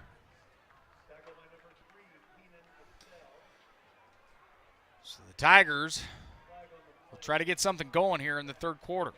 And they have to start deep inside their end of the field. Really need an answer here, and we talked about it right before the half, Dan. Can't settle for threes. You got to get touchdowns. Seven. Yes. Michael Graham Jr. now 12 of 18. He's over the 100-yard mark with 107 with 1 yard. Matthew Evans, their running back, 7 yards from 100. You got to go 90 yards here. First down just inside the 10, so they'll spot it. Officially, they'll be at the 10-yard line.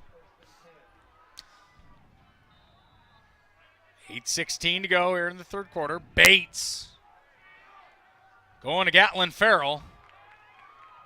He's thrown down Around the there's 10. a late flag there. Late flag, and that's a personal foul. It's got to be. He caught the ball at the 14. Looks like he was hit way after the whistle was blown, Dustin. Yeah, if that's a personal foul, that's 15 yards.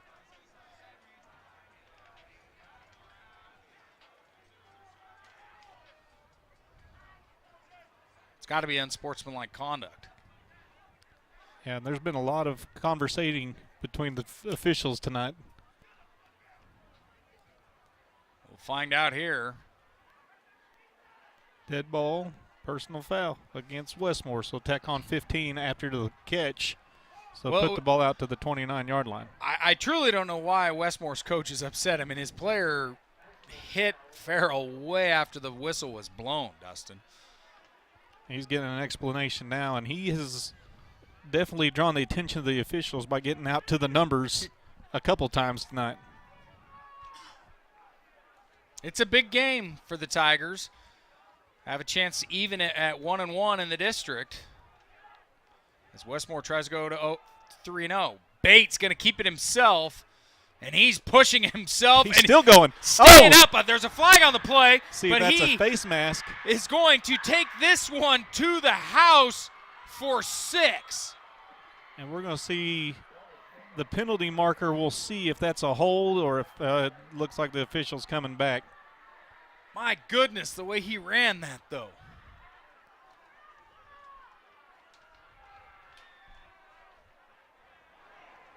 Oh, they're going back the other way, so maybe, yeah. And it's going to go to the Tigers. Touchdown, Broken Arrow. So there's a face mask on Westmoore. So Cooper Bates goes 71 yards. To make it 21-19. And he may have broken 11 tackles there. Yes, Everybody he had did. a shot at him. What's the old saying? Keep your feet up. Yeah, just keep moving. And this is a question, do you chase the points or do you kick the extra point here and try to keep it within one? So 71 yards to the house for Cooper Bates. With the face mask penalty, we'll see if they enforce it on the extra point try, and if they get it down to the 1 yard line or 1.5, because it'll be half the distance to the goal, then the decision may be made for Coach Blankenship. He may say, okay, let's go for 2 here. Cabry's out there, so this might be a chance for the Tigers to tie this ball game up. Coach Blankenship's trying to figure out where he wants the ball spotted, I think. I believe that's what he's discussing with the white hat. Yeah, we've yo-yoed this all night, so maybe they're going to move it to the middle of the field.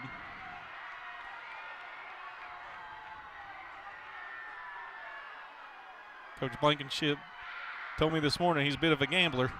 Likes to take a chance here, and this is the chance to try to tie it up. And why not after the momentum of his 71-yard scamper by Bates to make it a 3-point game. Harris in the backfield.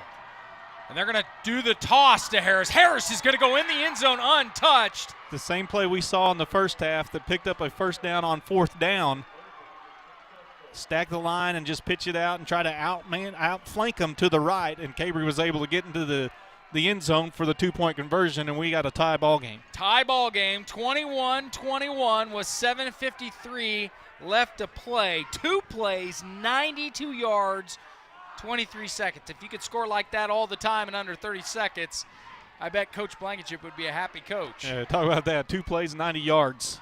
And 71 of that, obviously, on the legs of Cooper Bates, who broke tackle after tackle and got to the end zone. There had to be 6 different Westmoore Jaguars all on top of him. I mean, nobody could bring him down. Even face mask couldn't bring him down, and he's able to get to the end zone. So big spark there. And I don't think he really got that many push as well. I mean, a lot of that was just bad tackling on Westmoore. Yeah, and just determined running. You talked about, or Madison talked about, Coach Blankenship talking about in the halftime speech, be obsessed with doing what you can do, and Cooper Bates was controlling what he could control, just kept the feet going.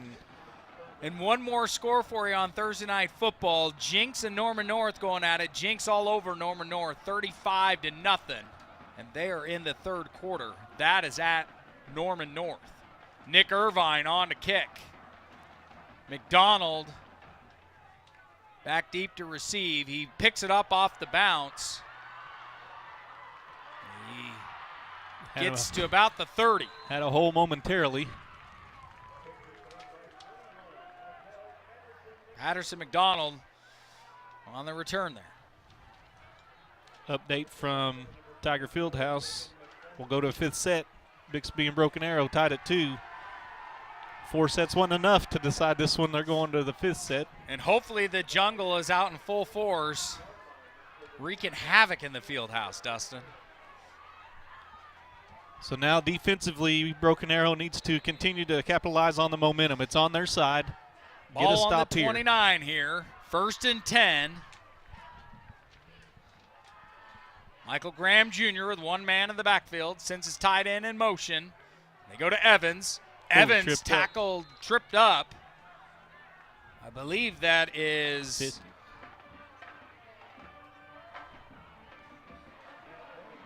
he's been playing quite a bit. Sammy Terrell on the tackle. Torelli. That'll bring up 2nd and 6. Ball on the 33. Two receivers to the far side. Watch for Graham trying to go deep again. Keeping himself. Eventually brought down. 1st down, though. Been very effective. Coleman on the tackle. Just running him. 7:05 left to go here in the 3rd quarter. Play clock winding down, but Graham Jr.'s back there tying a shoe. It's like he's going to both sides. And they reset the play clock? They did reset it. Zane Zini plays fullback and tight end. Lines up as a receiver now, along with Colton Bennett on the near side. Well, they got Graham up top. He'll come in motion, I think. Nope. They throw the screen to him. And Graham met by a couple of Tigers. A good play there. Just contain, not let him get to the outside. He had a blocker out there, but good pursuit by the Broken Arrow defense. Drops him after a 4-yard gain. So 2nd and 6 now. Ball on the 47.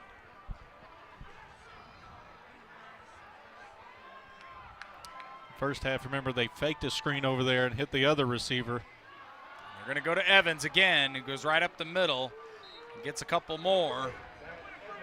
Looks like 3 yards from the 1st down marker. And that is Chadwick Stewart on the tackle.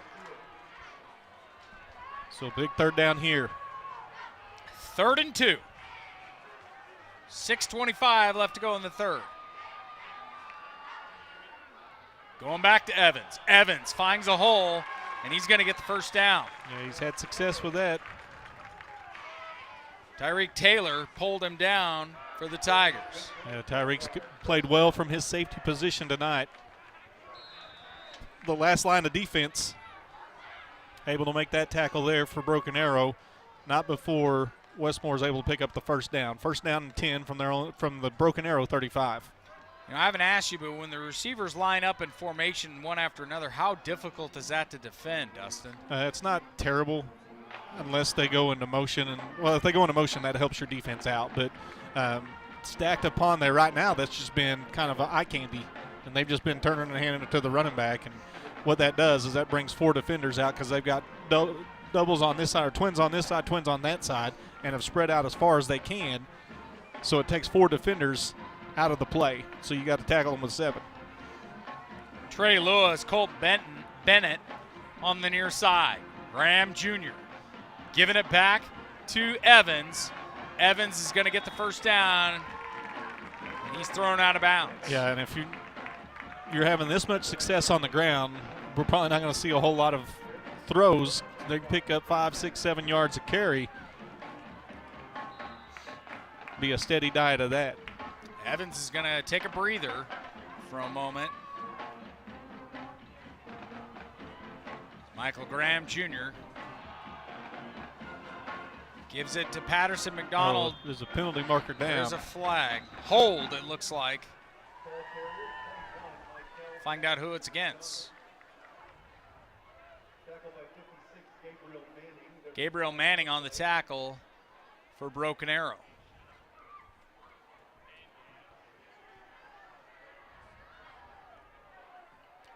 Where are they going to spot this from? They can't give him the run. Is If it it's just a hold.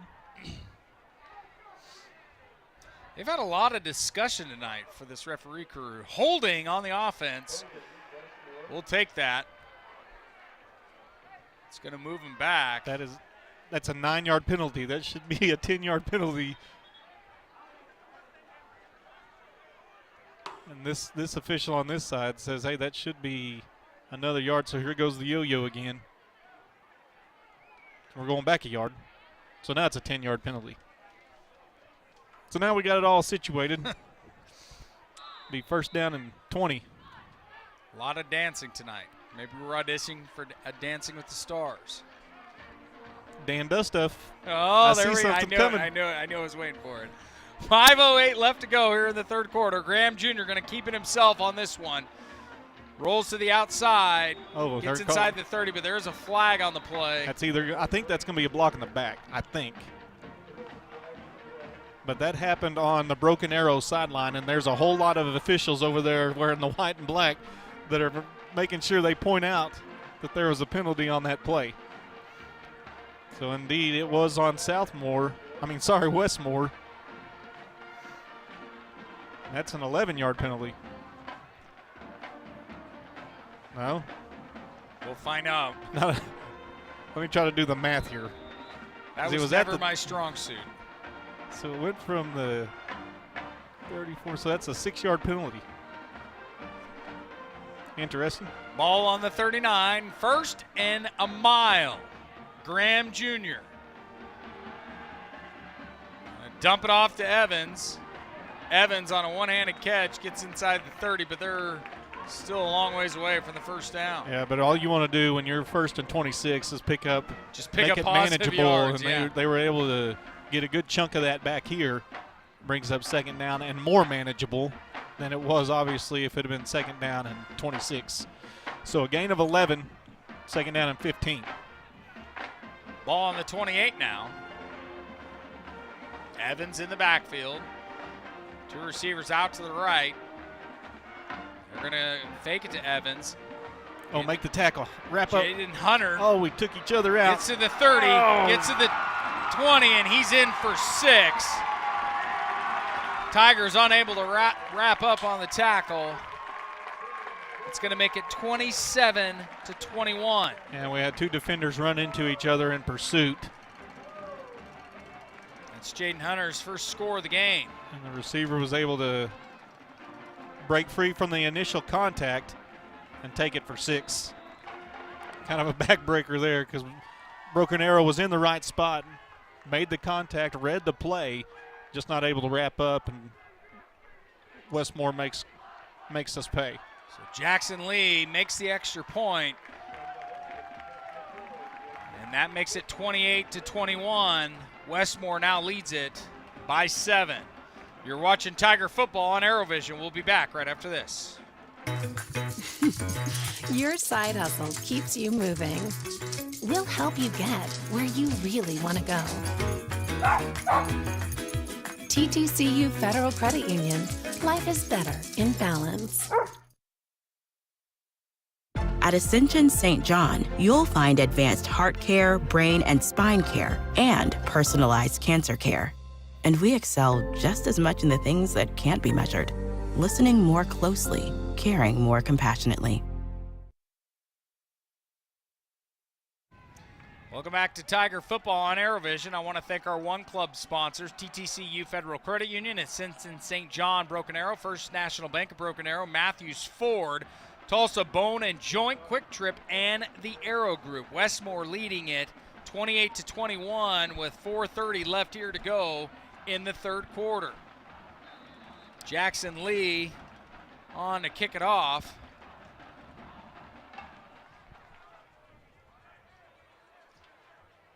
Oh, don't let that. Oh, going to say don't let it just bounce over there, but it bounced out of bounds, so Broken Arrow will take over possession at their own 35.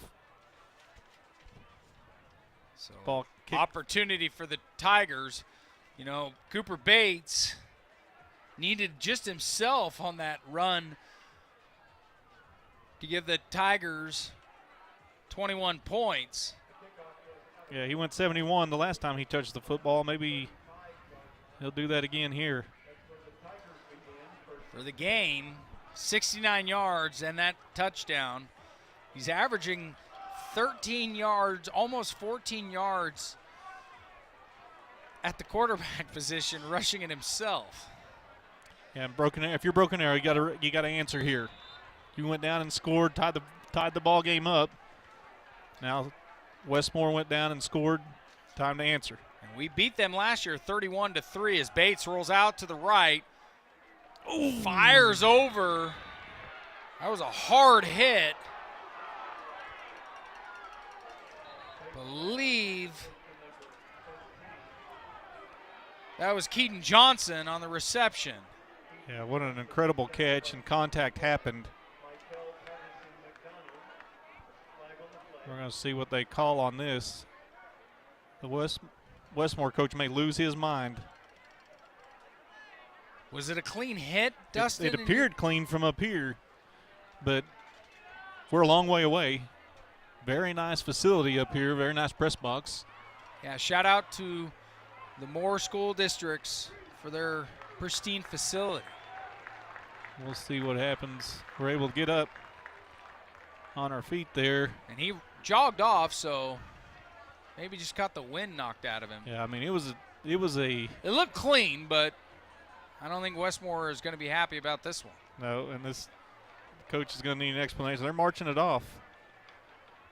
Personal foul. They're calling personal foul for the hit, I guess. He is not happy.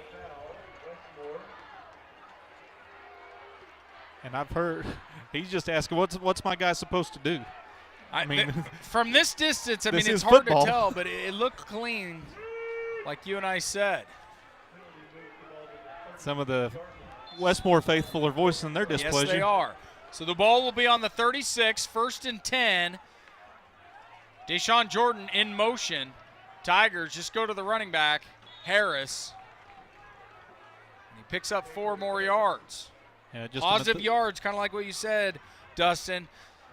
You got to get it at this point in the game. Yeah, just be smart in what you're doing. Control the ball. Control what you can control. Coach Blankenship preached that to him at the halftime speech. Now's an opportunity for Broken Arrow to do so. As Harris is going to find a hole, and he's going to go inside the 5-yard line. What a run by the senior. Yeah, and you talk about Cooper Bates and you talk about Cabry Harris doing the work, carrying the ball, but you got to give credit to the offensive line for opening up holes. Fire and ice. Whoa. That coach just ran out onto the field to call timeout. I haven't seen that ever like that. Did he give the timeout? The white hat is saying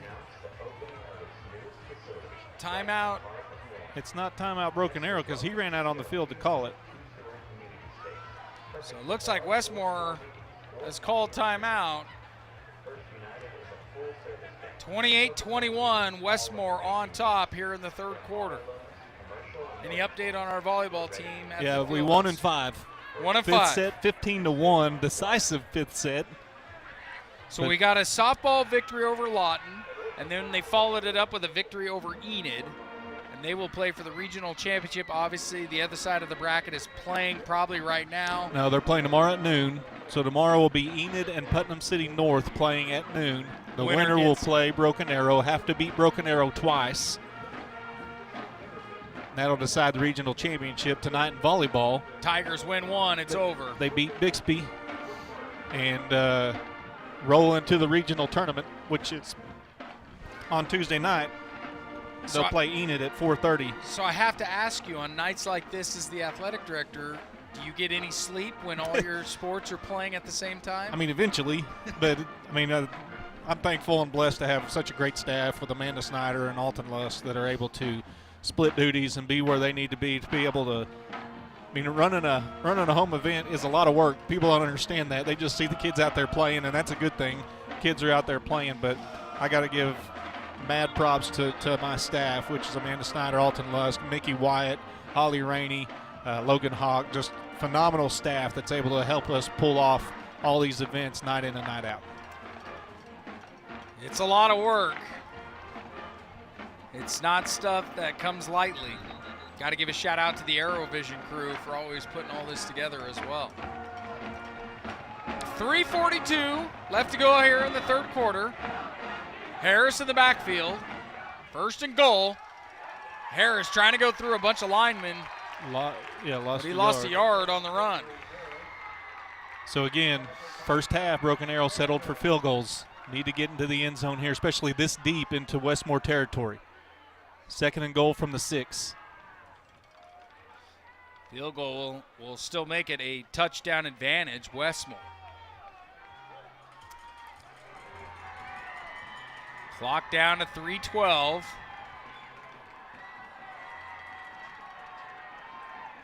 As our center lines up, that is Ricardo Fernandez. Bates going to keep it himself. He's going out to the right. Ooh, don't. Throws over. Ball It's hits incomplete. the turf. Oh. And I think he caught a break there. Keaton Johnson was his intended receiver. Yeah, third down and goal now from the 6, and Bates was rolling out, but the pressure was right there in his face. He tried to get rid of it, and luckily the Westmoore defender was not able to control that pass. They're all shifted on the right side. Could be an opportunity for Harris to go left. That should be offsides. Going to be offsides. Half the distance. So it'll be third down and goal from the 3. That was James Williams, 6'3", 320-pound lineman. Yeah, he's not easy to miss. He moved and went across the line at 3:30. It was pretty obvious, and he's a hole plugger, obviously, with that size. He's just trying to get a jump on the ball. Yeah. They moved it to the 4. It should be at the 3. The clock monitor up here knows that it's on the 3, but the referees are still discussing it. We'll find out here. The down marker on the far side looks like it's the 4, but I don't understand the math there. So, ball on the 4, should be the 3, third and goal. Wilson in motion. Harris with the ball, bobs and weaves, but he's not going to get in the end zone there. Got back to the 3-yard line. So it's fourth down and goal, and we'll see what Coach Blankenship decides to do here. He's going to kick.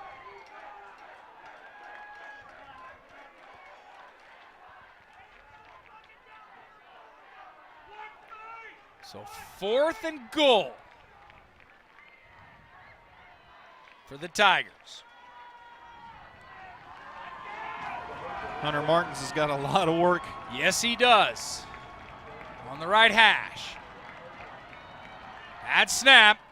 No problems, though. No good. Missed it to the right. Looked good from up here. So the Tigers unable to get any points. It makes it 28-21 in favor of Westmoore. We'll take a quick timeout. You're watching Tiger football on ArrowVision. Tulsa Bone and Joint, Northeast Oklahoma's sports medicine experts. We are pleased to help you and the athletes in your life with a number of surgical and non-surgical options. Tulsa Bone and Joint is proud to serve as team orthopedist for local high schools such as Broken Arrow, Owasso, Sapulpa, Cascia Hall, and Bishop Kelly. We're also proud to be team orthopedist for FC Tulsa. Tulsa Bone and Joint, moving life forward. At Ascension St. John, you'll find advanced heart care, brain and spine care, and personalized cancer care. And we excel just as much in the things that can't be measured. Listening more closely, caring more compassionately. Welcome back to Moore School Stadium. Tigers trailing 28-21 after Hunter Martin's field goal miss. Ball somehow on the 20. As Graham fakes the handoff, finds his receiver. There's not a whole lot of argument out of Broken Arrow sideline. Jake Reed on the reception. The ride picks up 9 yards on first down. I thought you got it from where the ball was kicked, but that's what I thought. 2nd and 1, ball on the 29. Minute 20 left to go here in the third. As they go back to Evans. Evans is going to get the first down and a little bit more.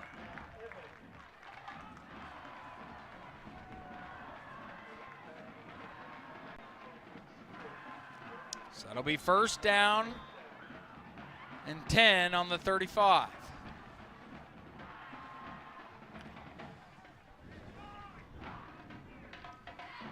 We're down to a minute left here in the third quarter. And if you're Westmoore, you just want to continue milking the clock.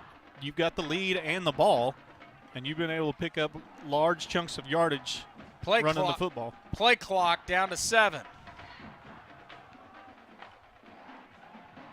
They fake it to Evans. They go to his little brother, Michon Graham. Chauncey Stanifer was on the coverage. So it brings that, I mean, that's a shot. You take a shot there, see if you can get Graham behind the defense, and a great job by Stanifer just going step for step with Graham there. The ball carried him out of bounds anyway, so it wouldn't have been a completion had he caught it. Brings up 2nd down and 10.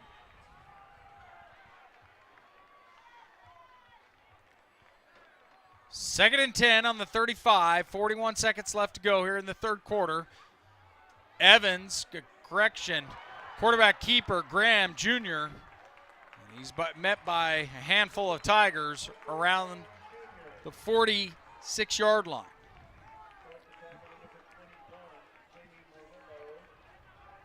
Jaime Murillo credited with the tackle. Gets it out to midfield.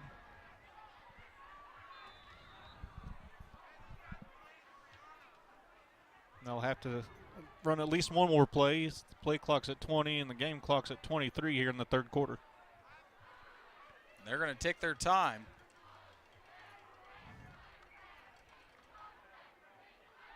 There's Michon Graham on the far side. Colton Bennett on the near side. They go to Evans.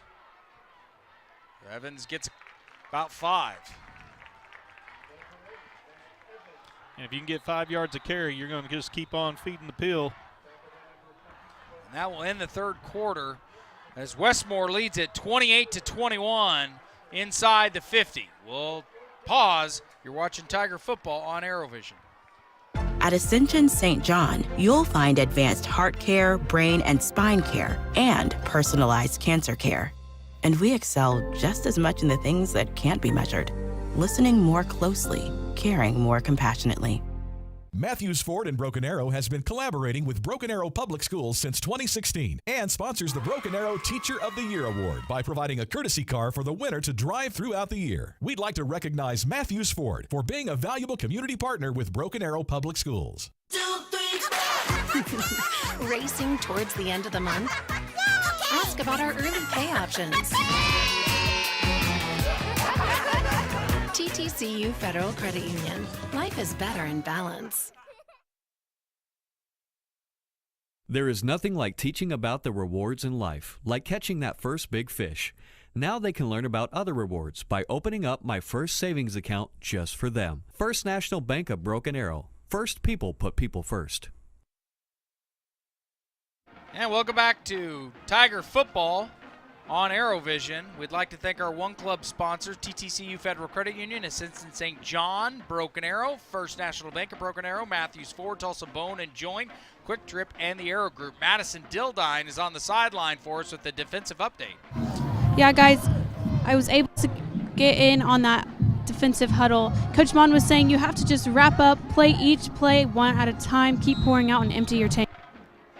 And you kind of alluded to that, Dustin, earlier about wrapping up. It's got to be those tackles that you got to take care of business on your first attempt. As Graham Jr. fires over to his slot receiver, Murillo wasn't taking a chance, but it was It's Patterson McDonald on the reception. Good for 11 yards. Now make it 12 on the reception. We got 11:53 to go here in the fourth quarter.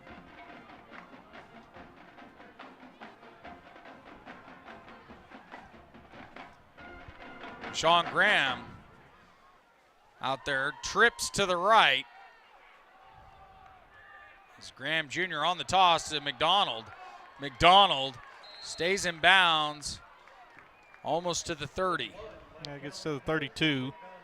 Ushered out of bounds there. And if I'm Westmoore, I ran that trip set again. There's nobody really covering Graham in the slot.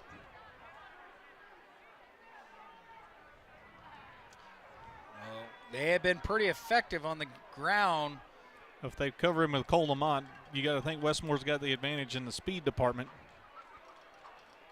They're almost up to 250 yards on the ground. McDonald in motion. Patterson McDonald, that is. Graham Jr. going to keep it himself. Still on his feet. Gets by one tackle by Jaime Murillo. Yeah, had him in the backfield. Jaime just put all the effort he could on that and was unable to bring him down.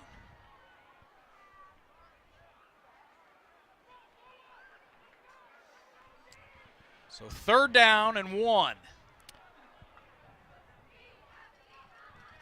And again, if you're Westmoore, just continue to let, well, the clock's not running because you ran out of bounds, but the play clock is down approaching 10 seconds. Graham Jr. keeping himself almost tackled. Hang on, boys. Oh, that's he just intentional. tosses Pick it up. in the air. That's a ball fumble. is still Pick live. It up. Run. Tigers pick it up. Run. That's a touchdown. And they're going to get into the end zone. That's a touchdown. Touchdown, Tigers. He was just trying to get rid of it, but he threw it backwards. And that's a live football and Broken Arrow. Johnny on the spot. Who was that? Dagan McCluskey on the heads-up play. He picked that up, went 45 yards to the house, and Broken Arrow got a chance to tie this football game up. Dagan McCluskey, who usually plays behind Chadwick Stewart, making the remarkable play, the sophomore. Yeah, what a play there. It was heads-up play to pick it up. He had a convoy out there with him trying to block and lead the way. What a chain of events and a way to flip the scoreboard for Broken Arrow. So Martins can tie this up, and he does. 28-28 down here at the Moore School Stadium with Dagan McCluskey with a heads-up play for his first touchdown of his varsity career. Yeah, not what you draw up if you're the defense, but it works. I mean, you force a turnover, the first one of the ball game, a turnover there and go 6, take it to the house, and Broken Arrow ties this football game up at 28. 11:08 remaining here in the ball game. And you hear that? That's Uncle Mo jumped on the back of those Broken Arrow Tigers. How about that? Michael Graham rushed for a loss of 21 yards to the 50-yard line. Then he fumbles it. Dagan McCluskey picks it up and runs it back. And then on Hunter Martin's kick, this ball game is tied. Yeah, it's just good heads-up play by the sophomore. And if you're Westmoore, it's really deflating because you were chopping up yards. Yes, you were. You were picking up first downs. You were advancing the ball. Took it from your 20 out to the 45, and you were moving the football. And then Graham was just trying to get rid of it. He thought, okay, I'm going to avoid the sack. If I can avoid the sack, I'll just throw it. But he accidentally threw it behind him, and as a live ball, and Broken Arrow scoops it up and goes to the house and ties this football game up at 28. How about the total yards for both teams? Broken Arrow, 340. Westmoore, 395. Yeah, offense hadn't been a problem tonight. And that's a big stop for Broken Arrow. Now they need to do it again here. They had 4 penalties in the first half alone. Tigers have clawed that down. Only 5 total for the game for 40 yards as the kick is off and it goes into the end zone. So the touchback will give Westmoore the ball at the 20-yard line. Oh, but we're got a flag on the play. There's a flag. More John on the field. I mean, Dustin, these teams, both of them, know what's at stake. They know that you got to win these games because they're district play. Right, and Westmore's trying to stay undefeated in conference play or district play. They'd be 3-0 if they win this football game, and Broken Arrow's trying to get to 2-1, but it's going to be a personal foul against Broken Arrow. Austin Brown on the penalty. And the ball will be carried out to the 35-yard line, so Westmoore will start there, first down and 10. Uncharacteristic of the senior for the penalty. Emotions obviously taking a little bit over.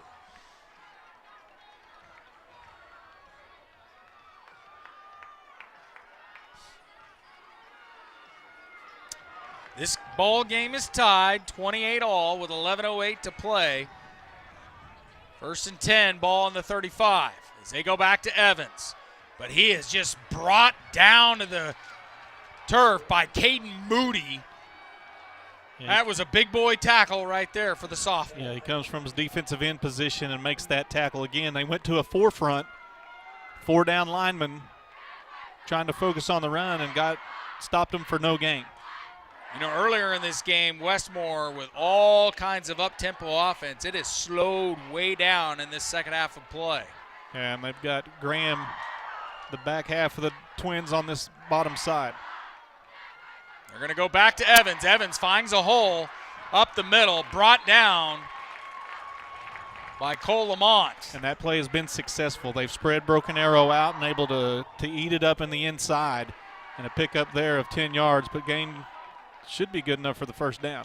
Cole Lamont wears that neck brace, kind of like Leighton Vander Esch of the Dallas Cowboys. I don't really see that at the high school level too often. Anyway. Right. What's that brace called? I know there's a better term for it. Man, I can't remember what they call it. Oh, he pulled it. As Graham Jr. keeps it himself, going to the inside, stays on his feet, bumped out. Sandifer bumps him out about the 28-yard line.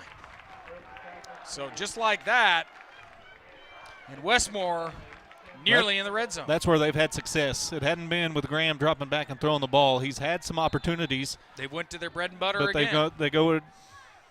They run it. And with that run, they get way down deep inside Broken Arrow territory, inside the 30 at the 28-yard line. Graham over 100 yards on that run.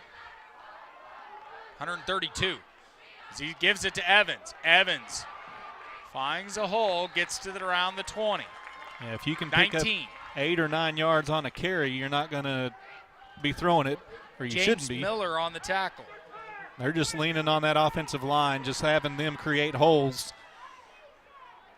It hadn't been trickeration by any means. It's been pretty much a steady 1 or 2 plays. It's either hand to Evans on the left or let Graham take it.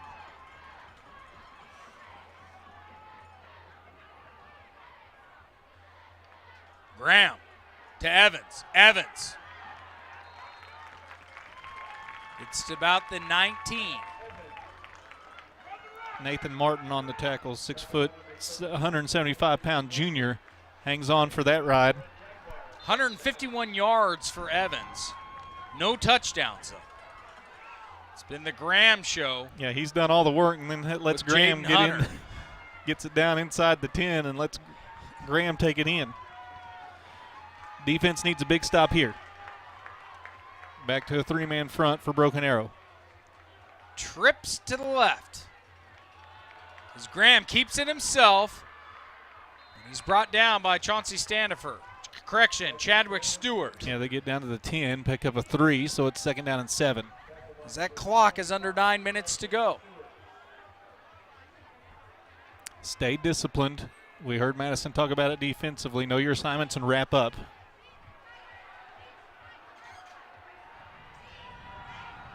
So 2nd and 7, ball on the 10. 8:35 to go here in the ball game. Graham Jr. going to keep it himself. Still on his feet. Brought down to the 5. 3rd down and 1, I think.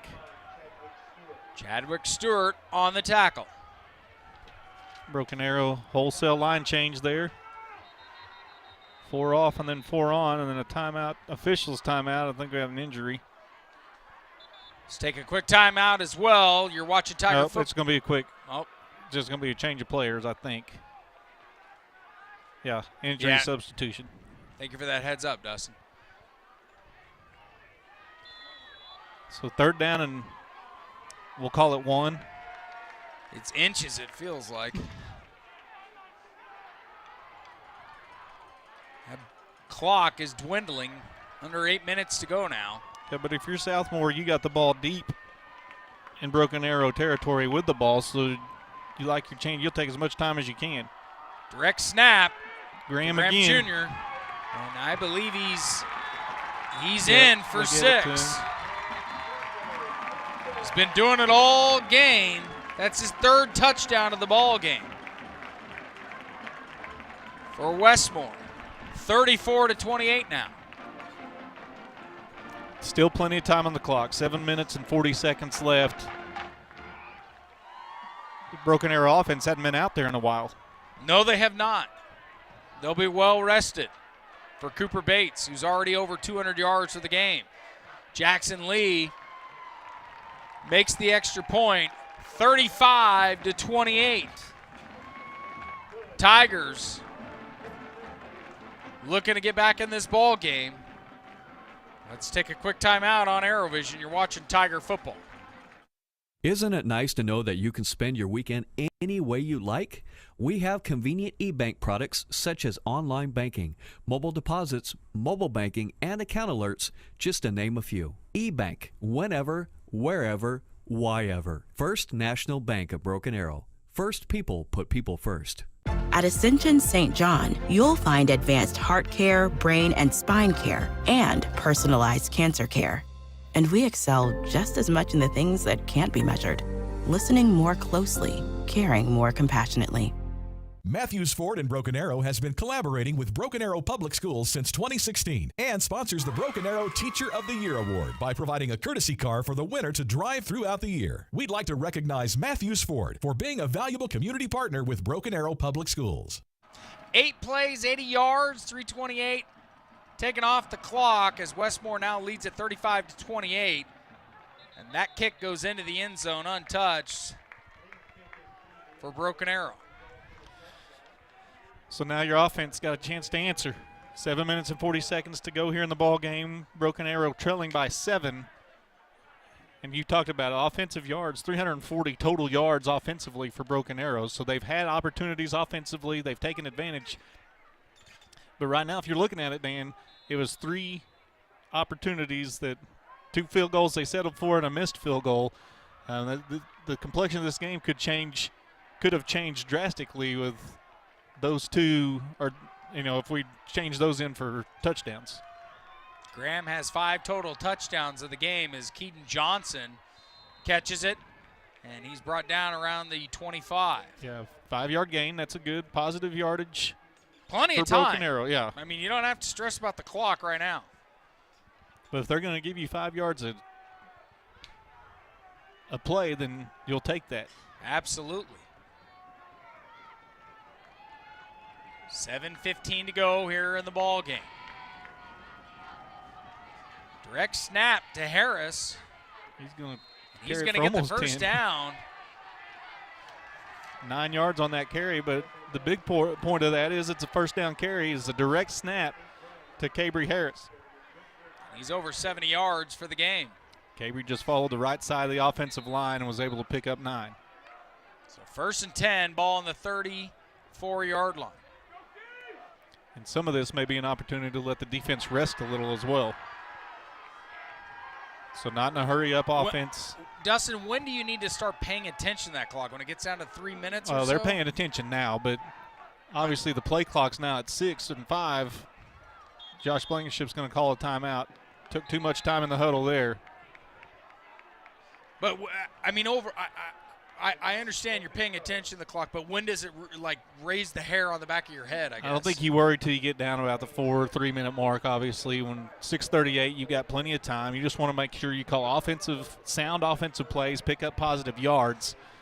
I mean, you're trailing here, so you want to use the clock to your advantage, obviously. but it's not a real concern right now with 6:38 left. Obviously, you're aware of it, but it's not something that's making you panic yet. You know, the other positive for the Tigers is they've scored in every quarter of this game, where Westmoore was laid a goose egg in quarter number 2. Yeah, but the end result right now is what matters, and they've got 14 in 2 quarters and 7 here in the 4th, and they have the advantage, 35-28. So Broken Arrow, first down and 10, a new set of downs, an opportunity with the timeout to reset the offensive mindset. Again, we talked about it. They had time because the defense was out on the field for quite a long time. Now the opportunity here for Broken Arrow on first down and 10. The playbook, the entire playbook is at your disposal. 354 total yards of offense for the Tigers as Bates goes back to work. Oh. Throws to his receiver, which should have been a flag on Deshaun Jordan. He just pushed his defender down, but he got a break from the referee.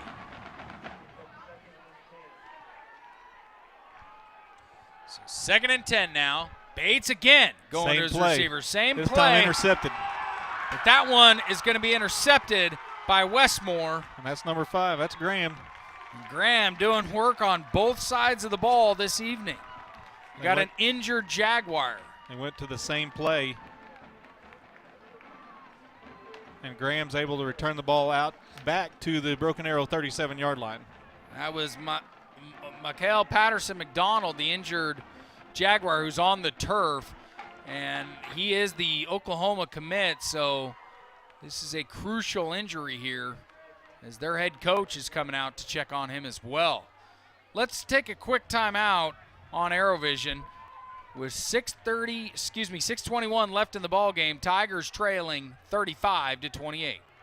Matthews Ford in Broken Arrow has been collaborating with Broken Arrow Public Schools since 2016. Through this partnership, Matthews Ford sponsors the Broken Arrow Teacher of the Year Award by providing a courtesy car for the winner to drive throughout the year. We'd like to recognize Matthews Ford for their efforts in supporting educators and being a valuable community partner with Broken Arrow Public Schools. This support sets a great example of how local businesses can work together with our school system to create a better future for all. There is nothing like teaching about the rewards in life, like catching that first big fish. Now they can learn about other rewards by opening up my first savings account just for them. First National Bank of Broken Arrow. First people put people first. Mikael Patterson McDonald able to walk off. He is the Oklahoma commit. I believe it was his leg. And he'll get checked out on the sideline. 1st and 10, ball on the 37 for Broken Arrow.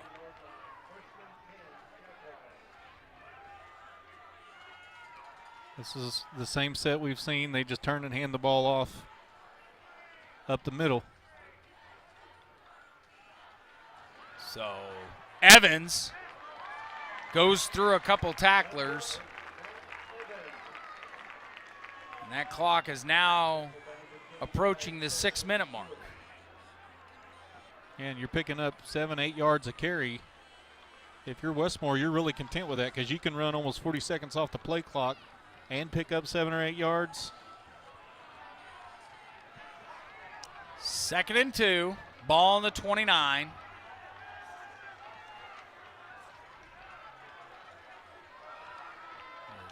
Graham Jr. with Evans in the backfield. Moves to his right. Fakes it to Evans. And he finds his receiver. And he's in for 6. That's Colton Bennett.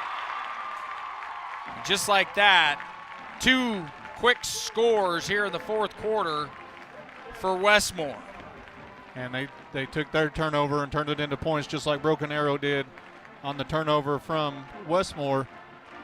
And that time, he took the ball, just that screenplay, was able to bust it out to the outside and take it in for 6. So with the touchdown, 41-28 Westmoore, Jackson Lee makes the extra point, 42-28. Colton Bennett on the touchdown. 2 plays, 37 yards, 48 seconds run off the clock. So Tigers are going to have to capitalize very quickly here to be able to get the win here in district play on the road. And that's a quick score for Westmoore. It was 6:20 when they took over the possession, and they scored in less than a minute. Broken Arrow has an opportunity. I mean, obviously the clock is really a factor now. You've got to be able to score quickly and try to get this a 1-score game.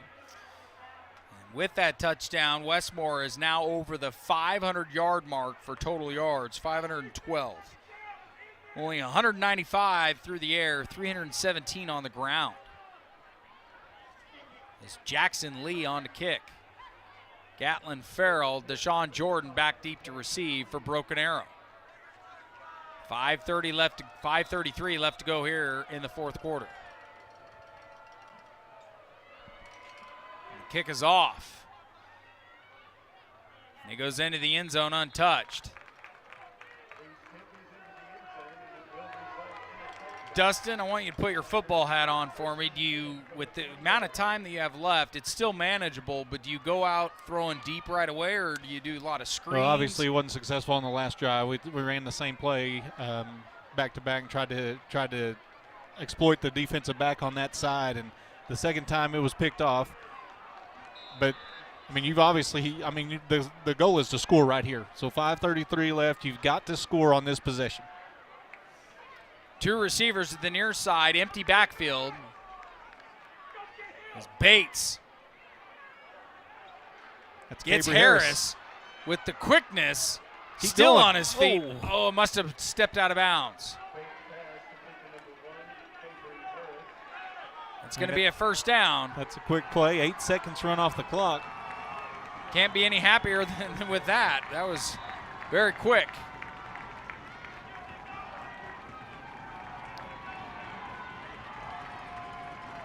Bates. Pass goes outside to Gatlin Farrell. Unreachable. And we had a receiver breaking free deep.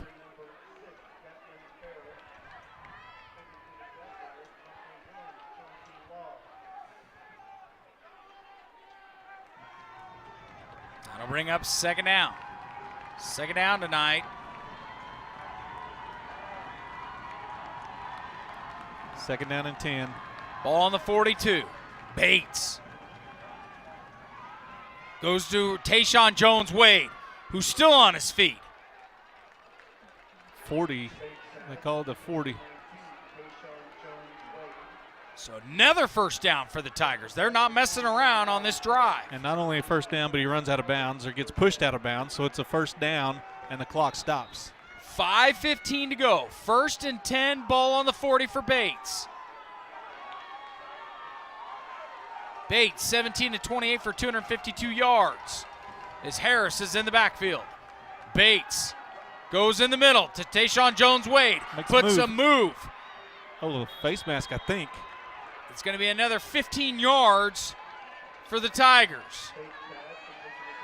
See what the play. That's got to be a face mask. Dustin, you got to be very happy with the way Coach Graham has been dialing up the plays right now for the Tigers. Yeah, the offensive production has obviously been on point here on this drive. Not messing around with not much time on the clock. The face mask on top of this, so it's going to take it down inside the 10-yard line at the 9, first down and goal. 5:08 left to play. First and goal for the Tigers. Bates with a quick pass to Wade. Jones-Wade. He's tossed out of bounds.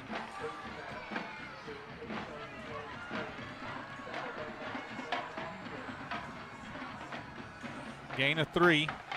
Second and goal from the 6. They're going to give it to Bates. Is faking it to Harris, and he's going to take it himself.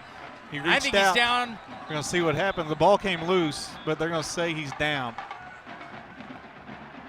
Tigers going to catch a break. Inside the 1. First and inches, it looks like. Right on the 1, correction. So the heavy package, goal line package comes in. We're under 5 minutes to go in the ball game. Lyman got to protect as Bates keeps it himself. Touchdown. Gets into the end zone. Touchdown, Broken Arrow. Good play there, and good job by the senior Cooper Bates. Just read the blocks, was able to cut to the left and get in the end zone, and Broken Arrow cuts this 14-point deficit in half, or an opportunity to cut it in half here with the extra point.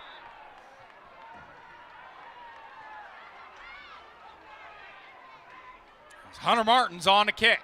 And if you like offense, this is your kind of game. 7 plays, 80 yards for the score by Cooper Bates. Whistles are blown, flag on the play.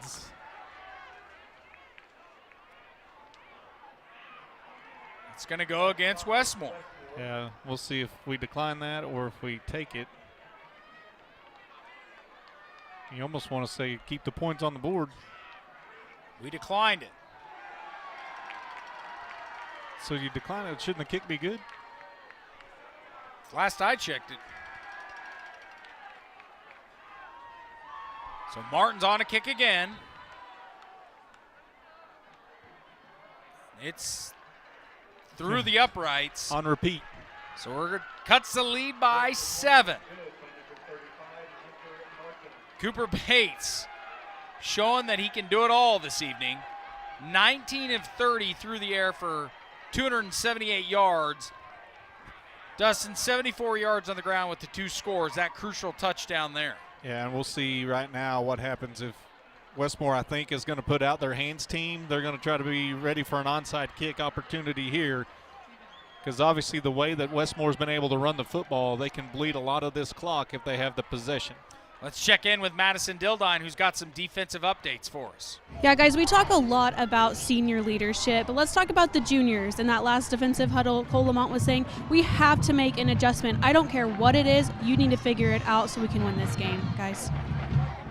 High praise for the linebacker, especially for the fact as of right now, a lot of junior players playing in the lineup right now, Dustin. Yeah, a lot of kids getting a lot of experience, and you can't say they're young now. We've played 5 games. This is almost 6 games completed now, so these guys have played a lot of football to this point. Hard to believe we're already halfway through the season. We'll see what the ideas for Coach Blankenship are here.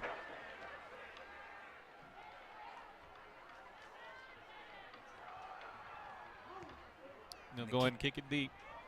And that goes into the end zone untouched. Our lone scorer elsewhere, Jinx and Norman North. Norman North put on another touchdown. It's now 42-14. And remember, Jinx is upset by this Westmoore team. Yeah, and they're trying to stack a couple wins together here, make a streak in district play. With 4:27 left, 2 timeouts for both teams. It's key to you know what's going to happen. I mean, it's going to be the Graham and Evans show. Yeah, it's going to be run the football and see what happens. And your receivers just stand there and look pretty. You got to key in on that, and Broken Arrow makes a change and goes back to 4 down linemen. As Evans is in the backfield once again. Well, his longest of the night, 23 yards. They go to Evans. Evans goes right up the middle. He was about a step away from breaking that. Yes. Chadwick Stewart on the tackle, and that was a touchdown-saving tackle right there. Picks up 8 yards on first down, and if you're Westmoore, just bleed that clock. 4:08 to go. And you can see they're slowing it way down. Yeah, Graham Jr.'s way over here on the left hash. Gets the signal. If he doesn't snap this under 10 seconds, I'll be surprised on the play clock. I wouldn't be surprised they bring it all the way down to 2. 6 seconds on the play clock. They go back to Evans. He gets a couple more, and I think he's got the first down. Yeah, he's picked it up. So they can bleed another 40 seconds off. Well, it'll be a little bit less than that because they've got to set the ball, and then they'll start the clock.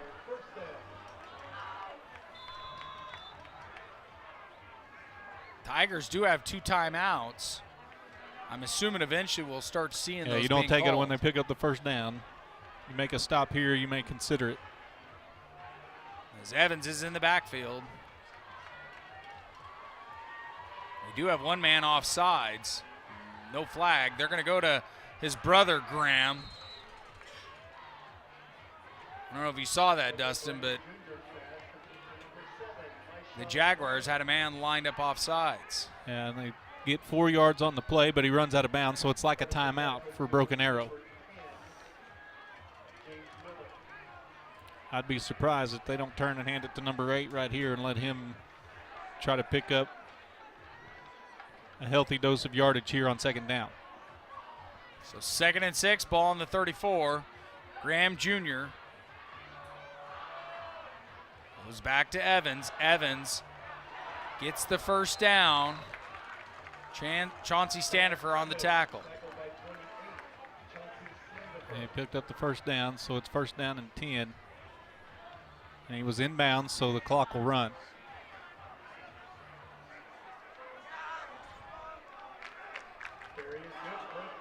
So that clock will start once the referee gives a signal. 3:12 to play.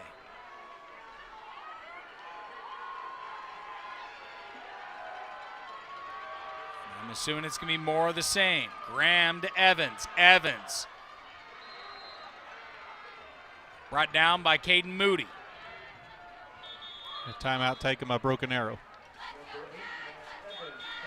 Timeout on the Tigers. We'll take a quick timeout as well. You're watching Tiger football on ArrowVision. They trail 42-35. At Ascension St. John, you'll find advanced heart care, brain and spine care, and personalized cancer care. And we excel just as much in the things that can't be measured. Listening more closely, caring more compassionately. Matthews Ford in Broken Arrow has been collaborating with Broken Arrow Public Schools since 2016 and sponsors the Broken Arrow Teacher of the Year Award by providing a courtesy car for the winner to drive throughout the year. We'd like to recognize Matthews Ford for being a valuable community partner with Broken Arrow Public Schools. Racing towards the end of the month? Ask about our early pay options. TTCU Federal Credit Union. Life is better in balance.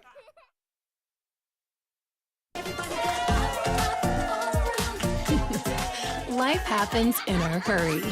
Our money experts will help you keep up. TTCU Federal Credit Union. Life is better in balance. And welcome back to Moore Schools Stadium. Westmoore leading at 42-35, 2:53 left to go in the ball game. Graham Jr. with Evans in the backfield. Evans with the ball. Picks up more positive yards. Coach Blankenship will take his last time out. Try to preserve as much time as you can, but obviously what's important here on 3rd down and 3, you've got to get a stop. And I don't think it's going to be any trickeration. It's going to be 5 or 8, one of those two. I don't think we've seen it the whole ball game. Evans almost up to 200 yards. Graham has got 145. Well, and if you're Westmoore right now, you start thinking, all right, they're going to sell out for the run. That's right. So do we try to sneak the tight end out? Do we line up like we're going to run it and then try to sneak the tight end out? That play was down here. We saw it, and Graham Jr. overthrew him. But you wonder if this is an opportunity. That's just the mind that I would have and look at it and say, okay, I know what they're doing. They're gearing up and thinking it's all going to be a run.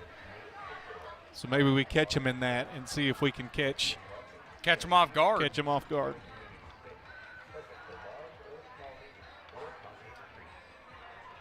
Ten seconds roughly left on the timeout. Big 3rd down here for the Tigers.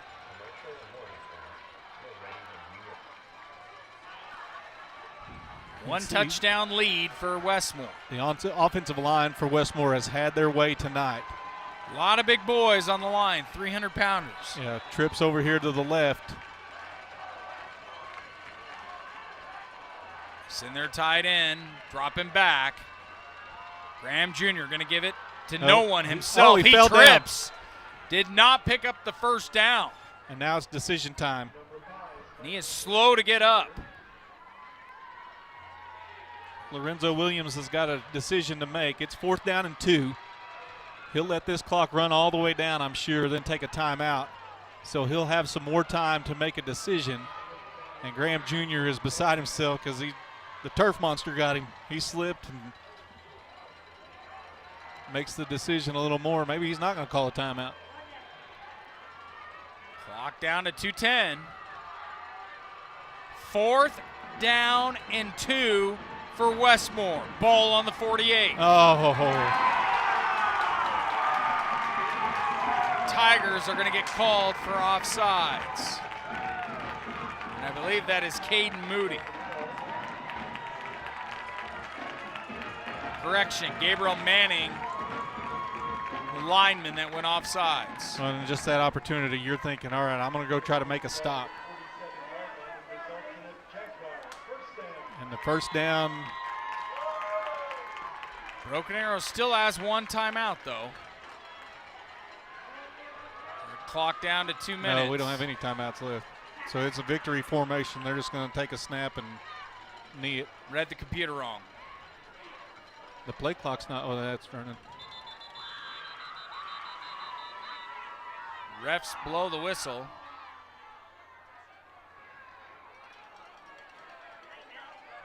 Can't be a timeout.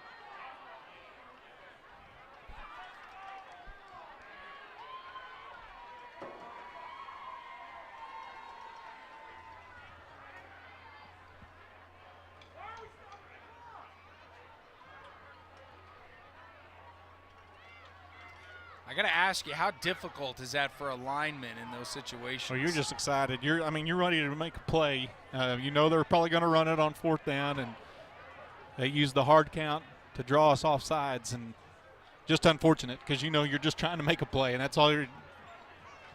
I mean, that's what it boils down to. Penalties: 7 of 60 yards. Westmoore 9 of 88. Here comes the white hat.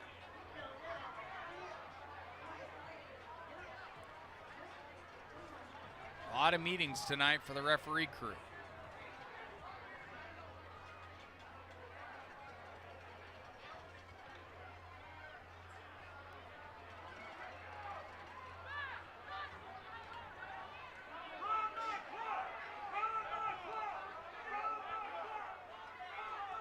And they're discussing it.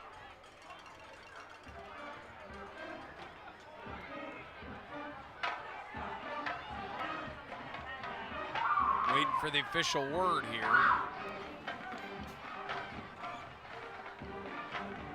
I believe it's just where to spot it.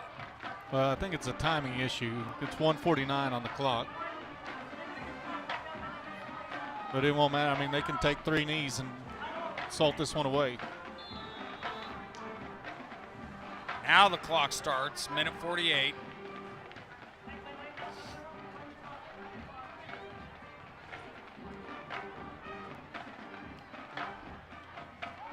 Ball on the 47. They're going to take all the time they want. They're in victory formation. That will eventually do it here, most likely. Yeah, they'll do that twice more. So the Tigers are going to lose a tough one on an offensive line penalty. The final will be 42-35.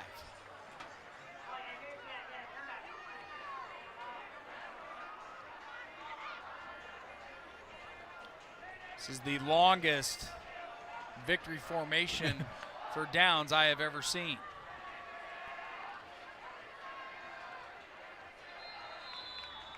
So they'll just have to do it one more time as there's a second difference between the game clock and the play clock. So Westmoore will finish with 533 yards total. Broken Arrow 425. Cooper Bates 19 of 30, 278 yards and 1 touchdown through the air. Bates also 74 yards and 2 touchdowns on the ground as well. The final 42-35.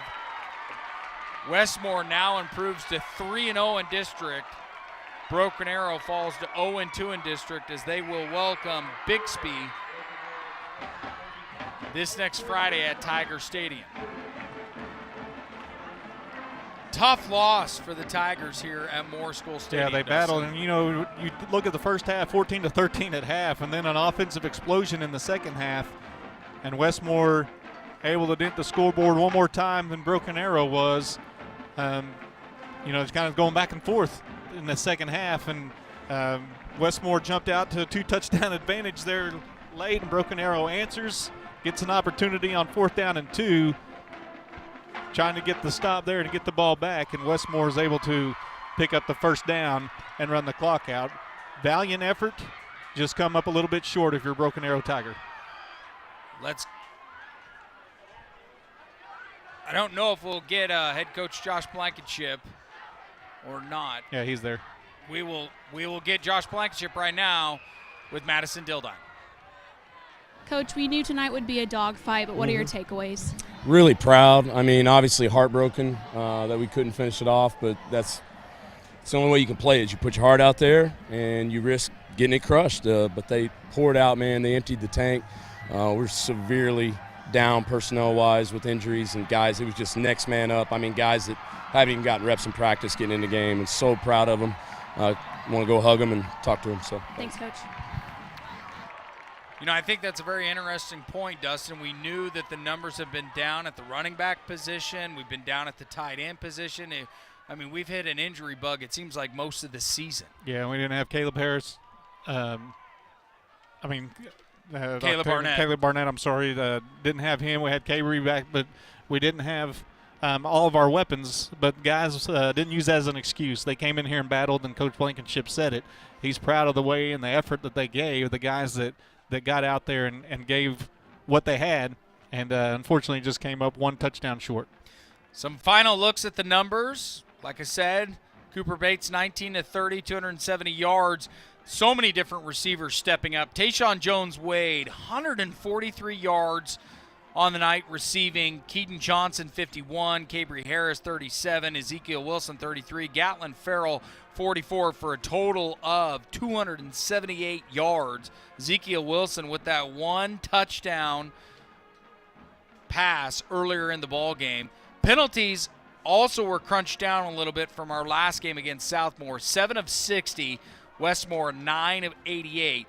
Broken Arrow falls to the Jaguars of Westmoore 42-35. One other score, Jinx and Norman North. Jinx is a winner 42-14. So after losing to this Westmoore club this last week, they were able to get back in a win column in district play for them. I would like to thank the ArrowVision crew, Antonio Herling, director of the stream, Greg Spencer, director of ArrowVision, Blake Scheid, producer of engineering, Sean Hill takes our photos normally. He was off tonight, though. Devin Johnson, our color annos normally, but Dustin Smith, our athletic director, stepping in for that. Madison Dildine on the sideline, and, of course, all the students running the cameras. And I also want to give a big shout-out to our One Club sponsors, TTCU Federal Credit Union, and Simpson St. John Broken Arrow, First National Bank of Broken Arrow, Matthews Ford, Tulsa Bone and Joint, Quick Trip, and the Arrow Group. Dustin, any final thoughts before we sign off from a Moore School District? No, you're really proud of the effort. Just unfortunate that we came up on the wrong side of the scoreboard there, but